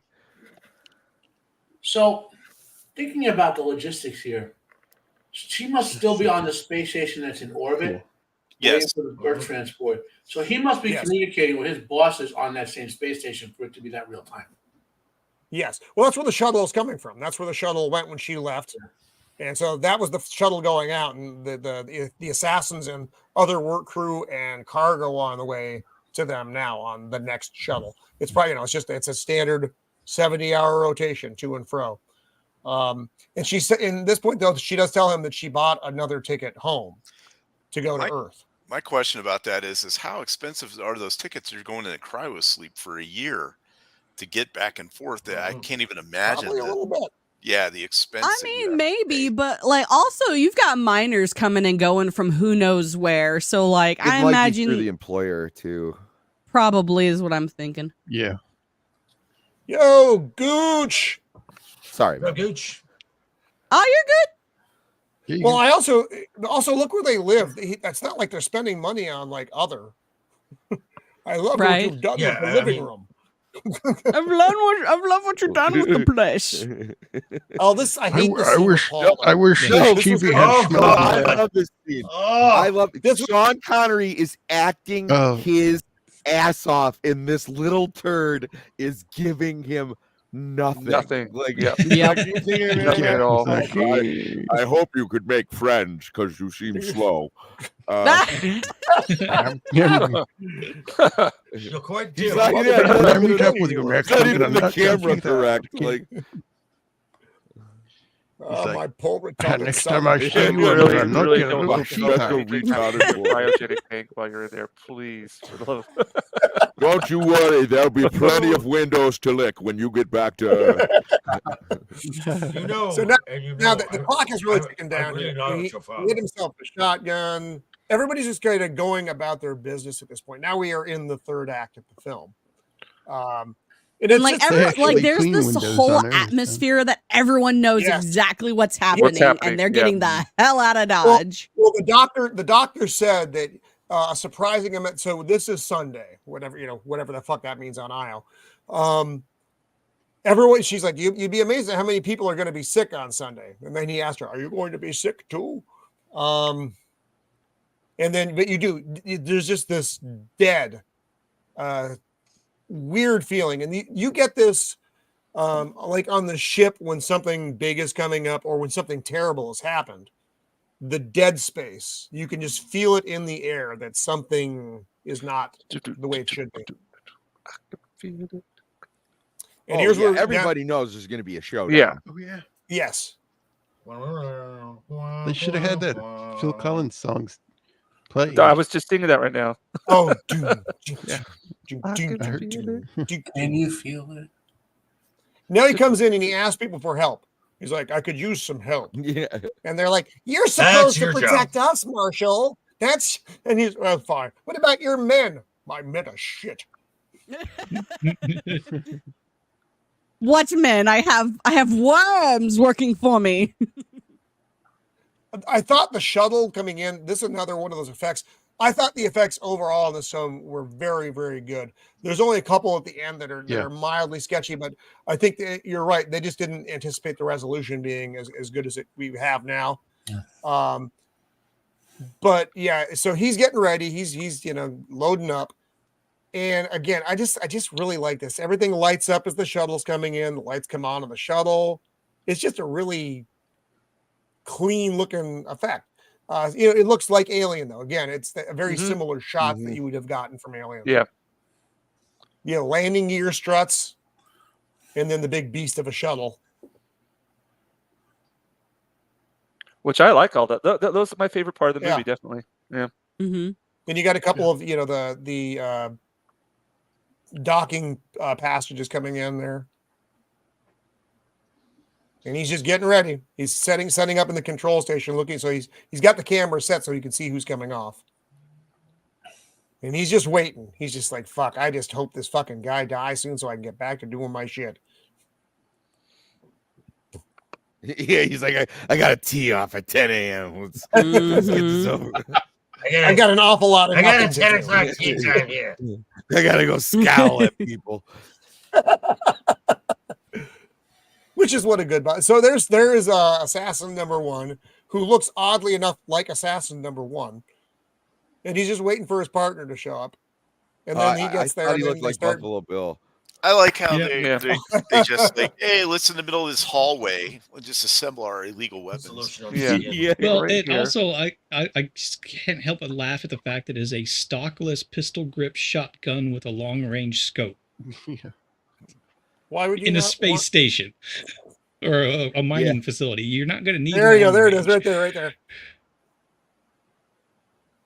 Well, But it was weird. It's like a motion sensing scope.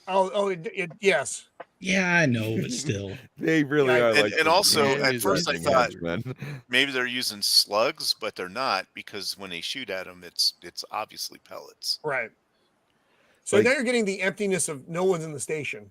This is the other thing I didn't buy is like, where is everybody? Where is everybody? There should be people off shift, and like they're all at the club. Like even the dining facility would be packed. There's like 2,000 people though. It's happy hour. It's happy hour at the bar. They have to constantly be making dinner unless there's multiple dining facilities. I didn't get the impression there was. I got the impression that was the dining facility. So well, to go back to the people there. The Western theming, this is like when the town shuts down and everybody just disappears. Exactly. Everybody clear out. Yep. Yeah. We are in high noon now. This is I mean, it doesn't make sense for a functioning facility, but it makes sense for the theme. For a town, you can go somewhere. For a space station or for a mining facility on Isle, there's only, just like I'm being on a ship. There's only so many fucking places to go. Well, no, and that was their flaw. They treated it like a mine where there would be a ship where they should have treated it like it was a ship, because that's what it's a facility. There's no it would not be shut down like this. This would be round the clock. It's a 2-for-1 special. Not the club. 2 for 1. So here's where you get that I was scope. looking up these. I was looking up the hitmen.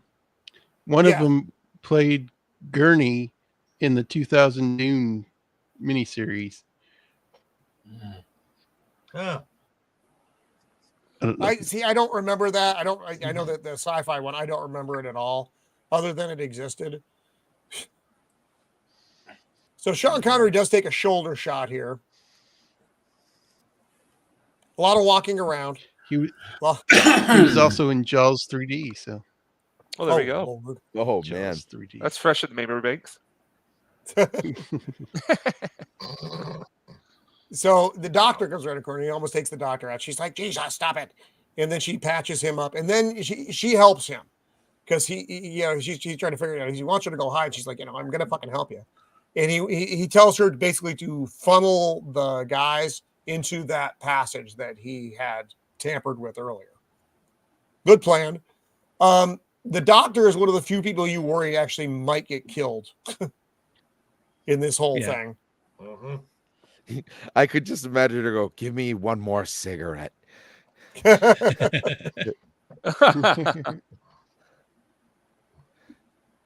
So this is just the hunting scenes. This goes on for, again, the third act is all this. This is the whole thing, which I liked. She walked up to that shirt. So did I thought she was going to get shot after that. Yeah. She scares the shit out of her. Oh, I didn't capture the other thing. Yeah, her eyes are all bigger because she walks into a hanging uniform that she thought was a person, which because she's on like 1,000 right now, and that's startled the fuck out of her. Here, though, again, we get these alien, the movie Alien looking passageways, which it's nice. But the guy, I like.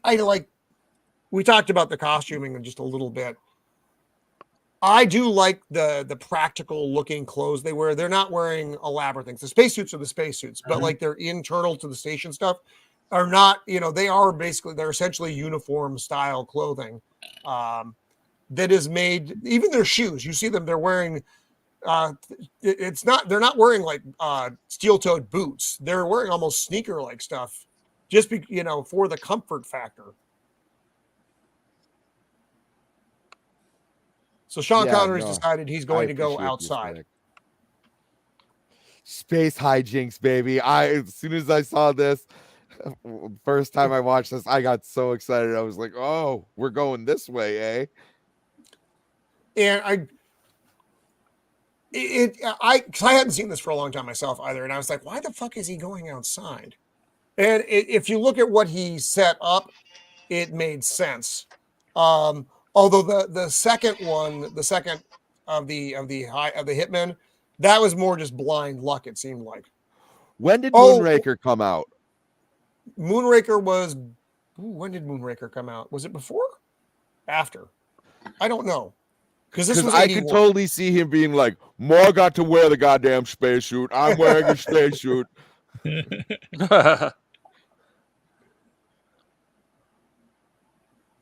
Oh, so he sees the blood. So it's like a central Moonraker hub. came out in 79. Okay, awesome. Thank you, Jacob. So this is what he was talking about. He wanted her to funnel him into whichever one of the fucking tubes it was. So he can monitor it and tubes. And again, this was a tense scene between where the doctor is, where the hitmen are, and getting everybody where they need to be. And she closes him in, and Sean Connery does his bit with whatever this fucking joint is. Kablooey, and he expands, and they really like doing this. That looks so uncomfortable. And of course, he's causing tremendous damage to the station as well, but whatever. They didn't have him, so fuck. He removes a section of this station, like. I'm sure they probably have something somewhere in some budget for this. Oh, I would assume because of the no smoking thing, it actually probably happens quite often, just because of how flimsy it is. Yeah, they appear to be very flimsy. It's just yes, but this part here, what he does to the station, this is basically hydroponics, which is boosting their oxygen generation, and he just wipes it out to get rid of one dude. And there was a garden, like it looked like they were growing. I wonder if that's for food, not so much for air. Well, it's both. In any kind of limited, like in an outer space environment, it would make sense to have both growing your own food, but also Sunshine. The movie Sunshine. Wait, we're not foreshadowing anything in that look there, are we? Of course not. I don't know why he'd be asking where the man who's blowing up half of some part of the station is. So yeah, that's the sergeant is asking, where is he? Newly appointed sergeant. You guys, one of you guys showed up. And this again, the assassin is not very smart. That's all I could think of when this happened. I'm like, what the fuck? Why would you do this? But they're the best guys. I mean, it looks cool. Yeah. He picks up a panel and drops it so that the guy can see out. He sees a shadow falling, but then he shoots through the glass. Yeah. Shoot the glass. Why would you do that? The glass. He's dumb. Yeah. Some things don't react well to. He's like, let's see if this works. What an idiot! That was so. But there's no way. I mean, but now they've wiped out it was either for air or for food, but whatever it was there for, it ain't there anymore. And this is like a quick repair kind of shit. I mean, this is massive. I mean, I don't know how many levels you have to seal off now, because now you've compromised the integrity of the entire station. Yep. Now again, he's completely reckless about this. I guess he figured though that no one would help him, so fuck it, I'm going to do what I have to do. Yeah, he did. He did kind of go like, "Hey, is anyone going to help me out?" And they sent him packing. So like, jam your oxygen there. I got Sorry about your carrots. You didn't need your vegetables anyway. Like, remember that one when she was doing the blood sample thing? They didn't eat the vegetables. I doubt that anybody's eating these vegetables anyway. Well, you can do some quality MREs. So right now you get the surprise assassin coming after him outside. Oh, shocking! Surprise! Oh no! I would never have guessed the sketchy sergeant. Which again, more wooden dialogue. Dear God in heaven. Oh. Now, I just love the begun. What we're getting to are the weaker effects of the movie, as far as the special effects. So the rest of it, I think, has been very, very good. But this, when they're out, when you have the little dot people here, that's the only time it looked fake. The rest of it, like we go back just a couple frames here with Sean Connery up on Whitey. Up. That's God. Yes. What they're supposed to be. Yes. Heat battles, maybe. Oh my. Exactly. Oh. Subway. Again, shots like this looks fucking great. Yeah. Yeah, the very wide shot. I think the reason it stands out is that the lighting just doesn't match. Yes. And again, even here, it looked good. But then you get to right now, it's all close-up stuff. But then as soon as you pull back, they're too bright, I think, on the station. And I think it was done intentionally so that we would see the color and be able to differentiate between the two. But it does make it stand out. Yeah, the red suit, white suit. But that's really about it. The rest of it's fine. That's pretty minimal for a movie of its time. Very, very minimal. So they have a tussle. Nothing surprising happens, and he rips out his air hose, and then he falls. And he almost does like a Wilhelm scream when he gets his. Almost. I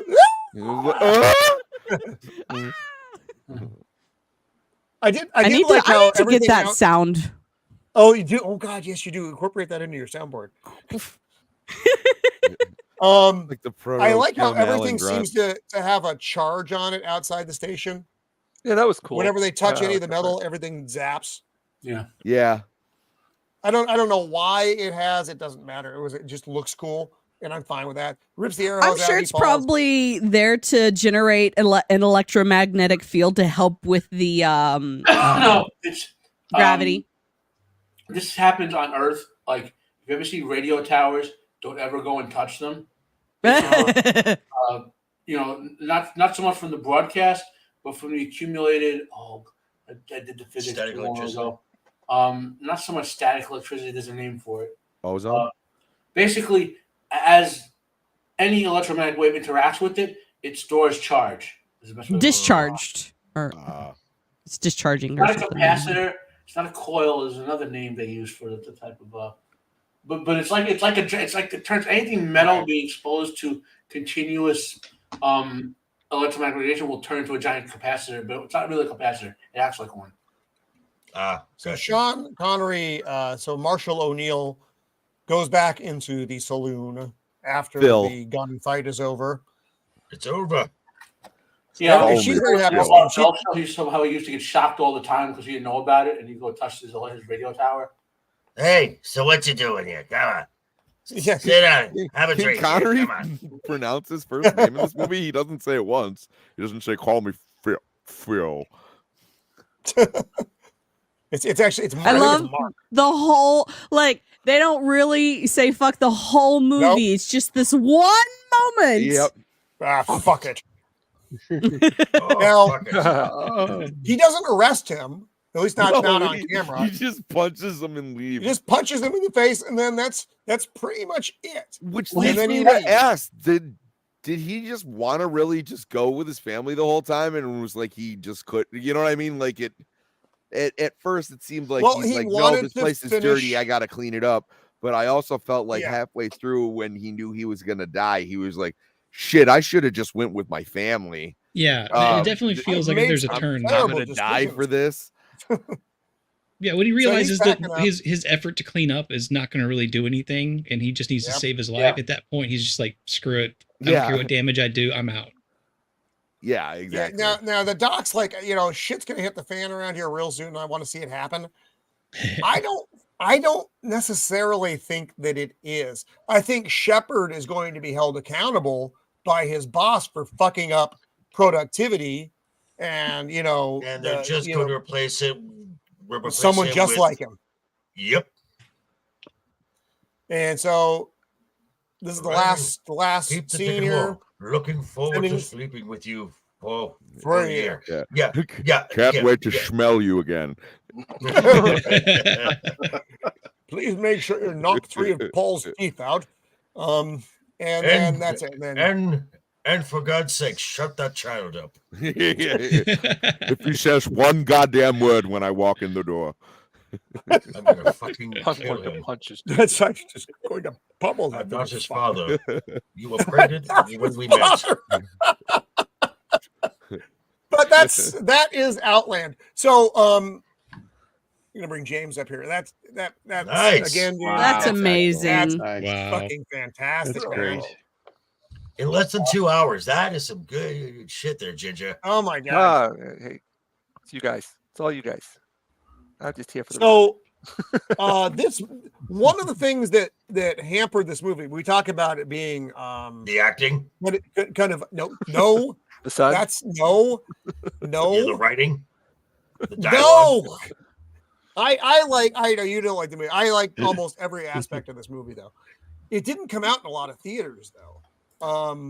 It only came out in like 350 theaters, so it didn't get the big screen time around the country that other movies did. So it just didn't. We talk about it falling through the cracks. That's definitely how you fucking fall through the cracks. You don't give it the distribution that other films are getting. Why? Who knows? Sean Connery hadn't had a hit in a long time. The writer was just coming off Capricorn 1, which I know what Capricorn 1 is. I know other members of the panel do, but not a lot of people, even back then, really knew what the fuck it was. So you're working with, but then you get Jerry Goldsmith. You get a big name like Jerry Goldsmith to do the score. So it's just kind of an incongruous flow of, do you have faith in the project? Don't you have faith in the project? Apparently they didn't. Apparently they did. It almost did. Yeah. Because like I said, from the distribution probably being the biggest thing. I mean, the movie didn't make really any money either. It made about what it cost. It's just kind of one of those things. Okay, so I'll just say this. And I know I was doing the over exaggerated thing for Shepard. Had I gotten that from him, a little more over the top character, I might have liked this more, because you got Sean Connery, who at his best is a very dynamic actor. And this is just a very stripped down film with some performances that there was a couple that were really good, but for the most part was very bland. That's just my overall thought of this film. It was just bland. It was just meh. I personally, I like the subdued tone of the film, because you have Sean Connery, you have this. Sean Connery came for Roman from. Freeze frame. Uh-oh. Somebody capture that. That's going to be a screen grab. Yeah, screen grab. I am not a crook. I can do a lot with that. I am not a crook. Hello. Meme making time. Roman has gone to suspend the stream. So who wants to tell fun Roman jokes? Anyone wants to see a really good comedy pirate movie? Peter Boyle's next film after this was called Yellowbeard. I'll check that out. Yellowbeard, you'll laugh. I just like Peter Boyle. Yeah. I just He's a supporting actor in it, because it's a really funny, like, pirate sort of, kind of like Jacob. Pirates of its day. It was really good. I want to see how long Joker can hold this before he starts to drool. This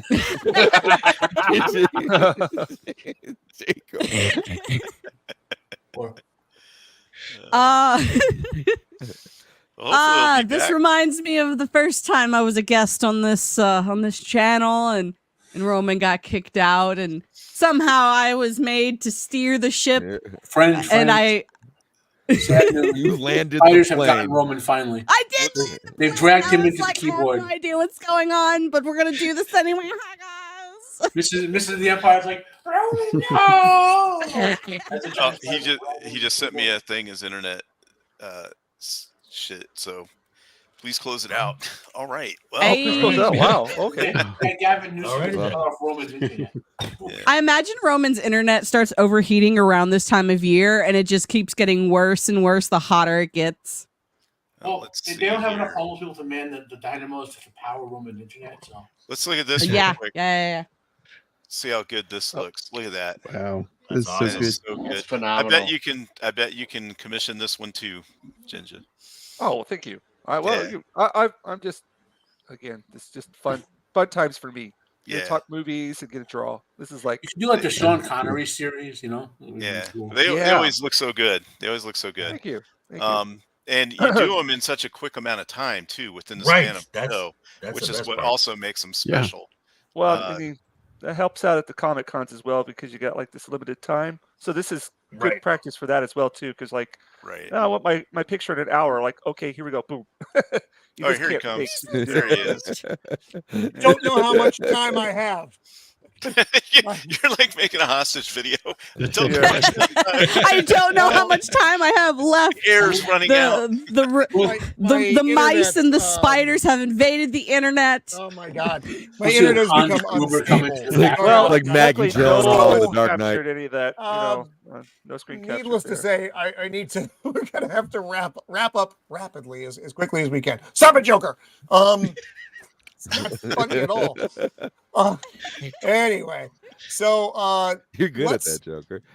Thank so, you. I know James. I'm just always so impressed with Oh. the work that you produce for these. Thank you. Ugh, Again, it's thanks for having on. just- It's fuck. just fun stuff, dude. It's fun times. So on that note, like I said before, my internet decided I got all my I didn't have to pay a cable bill last month because my internet has been so fucking sketchy. So just it is what it is. So anyway, I enjoyed this movie a lot. I thought this was a fun review, even just as again for a piece that not a lot of people are familiar with. I think it's a good introduction. I would, if you haven't seen the movie, even after our discussion about it, we touch on a lot of things, but I would watch it anyway. So you really do get to experience, especially now that the visuals have been updated. It's just glorious to see the colors and the sets and the care Better that than the went State of the Union into- address. That's not hard. That's not even my internet going down was better than the State of the Union address. So I still just think. again, I still think. Sorry, go ahead. I still think that we need to add a film to the upcoming list. And Roman froze again. There he is. I think we need to do Empire Records. Ooh. I've never seen. I don't know. The Empire. Cosby You haven't Show. seen that? You Pretty good. you need to watch it. You need to watch that. That is a Yeah, I've great not film. seen that. It's Well, Rick's that's high Manning Day. fidelity. What am I talking about? No, that was Day. that was High Fidelity or High Fidelity. High Fidelity is great. Love that movie. That's a good fucking movie. Yes. Anyway, Empire so let's go Records. around the panel Okay. here before I fucking yeet myself out again and talk about briefly what we have coming up, and then we shall close this thing out. Shield Wall, what do you have coming up, bud? Hey everybody, thanks. This is a great stream. On Tuesday of next week, I'll be on Jacob Ironside's channel, and we will be reviewing something. I can't remember what it is right now. Apparently, my brain is connected to your internet. Goodwill Hunting. Oh, that's right. Goodwill Hunting. That's Ooh. right. That's correct. Good film. How do you like them apples? And then that next Thursday on this show. So anyway, thanks for having me here. Thanks to the chat. It's been great. We had a pretty big panel today. It's nice being on here with R2 and Sammy 3-Pete and everybody, and Deputy Marshal Shotgun Matt. That's right. Always a pleasure. So But yeah, thanks. It's been great being on. Right on, right on. Joker voice. What do you have coming up, buddy? Well, tomorrow is Friday night's Royal Rumble simulcasting from Legion Talk. Next week is basically the same thing. Starting to wrap up Game of Thrones on Monday. Thursday back here. Friday night's Royal Rumble again. However, next Wednesday, Ryan and I are kind of doing a every other week in wrestling WWE stream, and we will be having a special guest that will be Left Eye Ego. Oh, sweet. Cool. Always good to see Ego out there in the world, even if he can't see it himself. Jacob Ironside. That is fucked up. He's not even here to defend himself this time. I know. Jacob Ironside, meme master. And by the way, your X-Files stream the other night was a lot of fun. I had a really good time. I was drinking and hanging out. So that was a thanks. Cool, thank you. Saturday I'm going to be talking about movie miniature builders. So it'll be fun. The miniature models and stuff. That'll be fun. And Tuesday I'm going to be on 2 shows. So it's I'm going to be on Gord's channel. I think we're talking favorite childhood movies, I think. And then my show will be Good Will Hunting. And I don't know what we're doing next week. I don't know if I'm on that one. Next week, actually, I'll throw it in at the end. I'll get to it. So yeah, but you're with me next week too. Okay. So yeah, that's what I got going for the rest of this week and early next week. Right on, Jacob. Thank you for being here. Sammy Three-Peat, who came back to us despite his better instincts. So it's good to have you back again, though. I very much enjoy your contribution to the show. What can I say? I have a blast every single time. I mean, I do like that this one was, as much as I like talking about the toys with you guys, this is a little bit more organized and so no, I'm just saying, like the scatterbrain, we were just throwing out like different toys. And, you remember this one? We were just talking about one particular subject, but and like I said, I appreciate Matt's insight and just shooting the shit with all of you. Joker, stop! You're killing me, Joker. But I will be joining again next Thursday, and I've been talking with Jacob. I'll be doing something with him. Awesome. Coming up. And there's about like 2 or 3 more things that are escaping me, but I almost got the channel up and running. Right on. Well, I can't wait to see what you're going to bring. Honestly, I'd be more than happy if any one of you would, come on and help me out every now and then. And I'm available. But definitely. Other than that, I've just been loving hanging out with you guys. Thank you. Right on. One of us. Guild of Liberty. When you're not stalking me on your property, what else do you have coming up, my friend? Look, I put up signs. You were warned. I know. Let's see here. Comb the beard. I got to do it. I got a brush for you, Joker. I don't understand it. I give the people what they demand. That is so hot. See, Saturday afternoon, I believe I'm joining Jacob for the model makers of like Hollywood and filmmaking, so that'll be a fun chat. And then later the same day in the evening, over after the weekend for our Weekend Harder stream, we'll be revisiting Police Academy. Oh, yes. Oh, wow. Yes. Nice. From the past. Then Monday back to after the weekend again for Rush Hour. And then, unless I hear otherwise, I probably will show up again with Jacob for Good Will Hunting. All right. Nice. You're busy. You're very busy. Yeah, I got to stop saying yes to everything. And we never saw Beard again. Jokes. Untamed Mando, what do you have coming up? Well, this Saturday, I am going to be on the Inside All Day Gaming Podcast playing Dungeons and Dragons, where my character will not be pooping in a bag in an alleyway. Are you going to wear Never diapers? say never. You can weaponize that poop. Yep. It's 1920s, y'all. Oh, okay. Hey, it burns. You could use it. It does. It does. But that's definitely where I will Smells like be shit. this Saturday afternoon. And then hopefully my life is starting to calm down a little bit. I'm not sick. I have a car. Like everything's all good things. So hopefully I'm going to be consistent again, making some content. That is my goal. I've got a poll going on Twitter, on YouTube, and then in my Discord server. If anyone has any ideas for types of content, I might be changing some of it up. So yeah, and I think I'll be here next week, Thursday for sure. And then just take a look at my socials and stuff.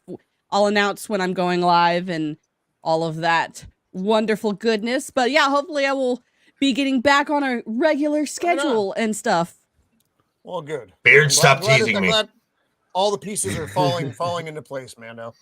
It's taken like months, it feels like.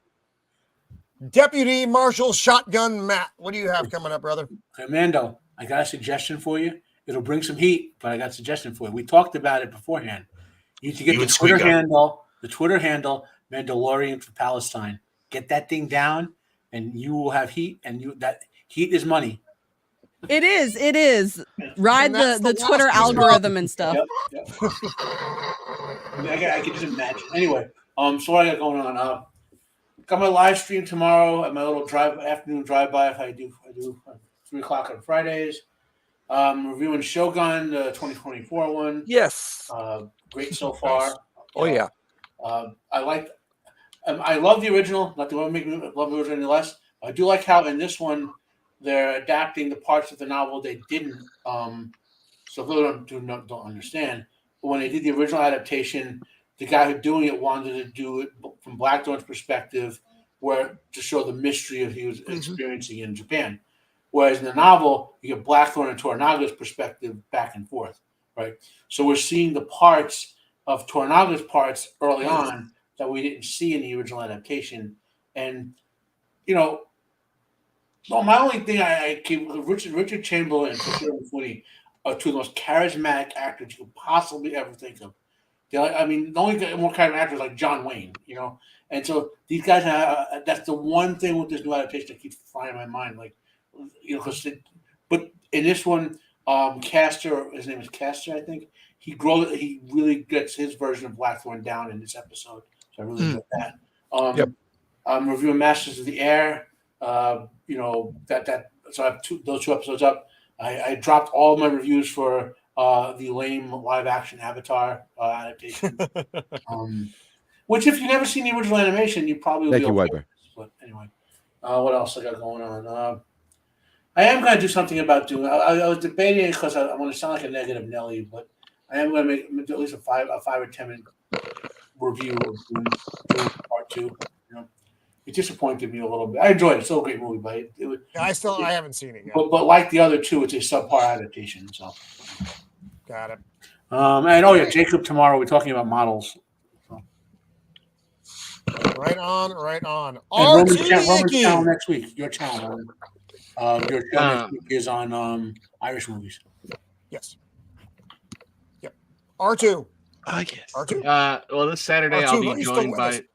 I am. Can you guys hear me? Okay. Yeah, we can hear you. This Saturday, I will be joined by my fluffy co-host above me for Police Academy. Stop it, Beard. And I give up.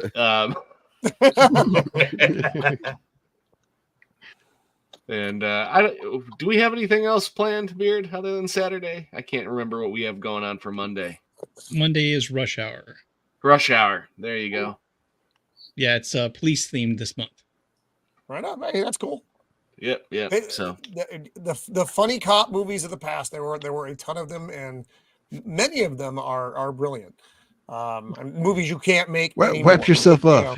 You're dead. You dead. I mean, you couldn't do a movie like Police Academy today. Oh no.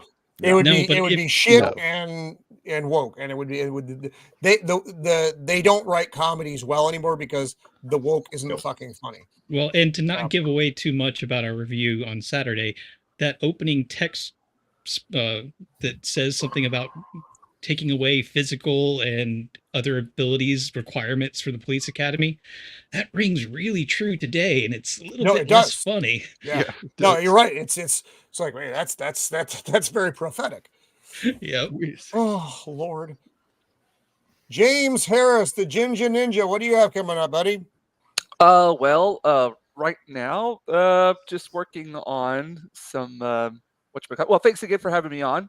Oh, yes, and I don't really have anything planned as far as the YouTubing goes. I might do I'm planning on doing a live stream somewhere down the line. Working on we had the Respect for Tolkien campaign here recently. Unfortunately, nice. I'm usually a lot more active in it, but I've been sick for about 4 days now. But I'm gonna try to do some more Lord of the Rings work. This is the recent one. Nice. I fucking love that. Yeah, great. So I'm gonna put up some polls on Twitter and try to get people's ideas of what scenes they would like me to illustrate next. So if you follow me on Twitter, Right of the Rohirrim. check it out. What's that? The Ride of the Rohirrim. Well, I'm just finishing up the book. I'm listening to it again. I don't know how many times I've listened to it, but I've got my ideas, but I want to kind of throw them past you guys as well and see what you want me to do. Ride of the Rohirrim? Yes, that would take a long time to do, but I'm going to do work on it this weekend. Yeah, I might just go ahead and do that this weekend. I've actually done a Shelob one before, but okay, I'd be up for doing it again though, definitely. Yeah. But thanks again for having me on, and sorry that I wasn't able to, appreciate the movie as much as you guys did. But you know what? That's why I like to come on here to stream and listen to everybody's opinions, and it kind of hey, it puts me on this side of appreciating it a little bit more. And yeah. But thanks again for bringing me on here, and please do watch Shogun, the TV series. It's good. It's legit. It's good. I'm back. Yep. Am I back? And that's the meaning of life. That's the meaning of life. Yeah. 42. All right, my internet's shit in the bed here, guys. So I'm gonna close this thing out. I went in nowhere land again. But I want to thank the panel. Thank you to our guests tonight who are freezing up like assholes.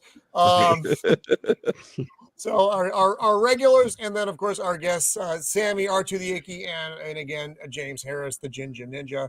Thank you so much, guys.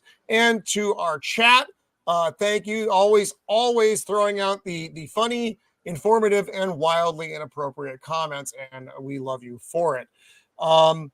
So yeah, next week at Thursday at 5 Pacific Standard, we are going to be looking at our favorite Irish movies in honor of St. Patrick's Day, which is next weekend. And it's a pretty loose base. When we say Irish movies, I literally mean anything that has something to do with Ireland. Talking Boondock Saints, The Departed, things like that. But also, you can have fucking Irish movies as well. So, but I just wanted to I don't want it to be too narrow a scope. Otherwise, it'll be fucking horrible. So we're gonna make pretty loose base, but it should be fun. And I'm gonna be drinking Guinness for the entire stream.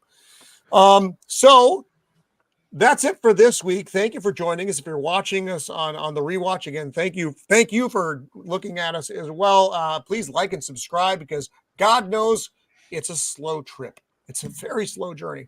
So we will see you next week for our favorite Irish movies. And until next time, please be kind. Kudos.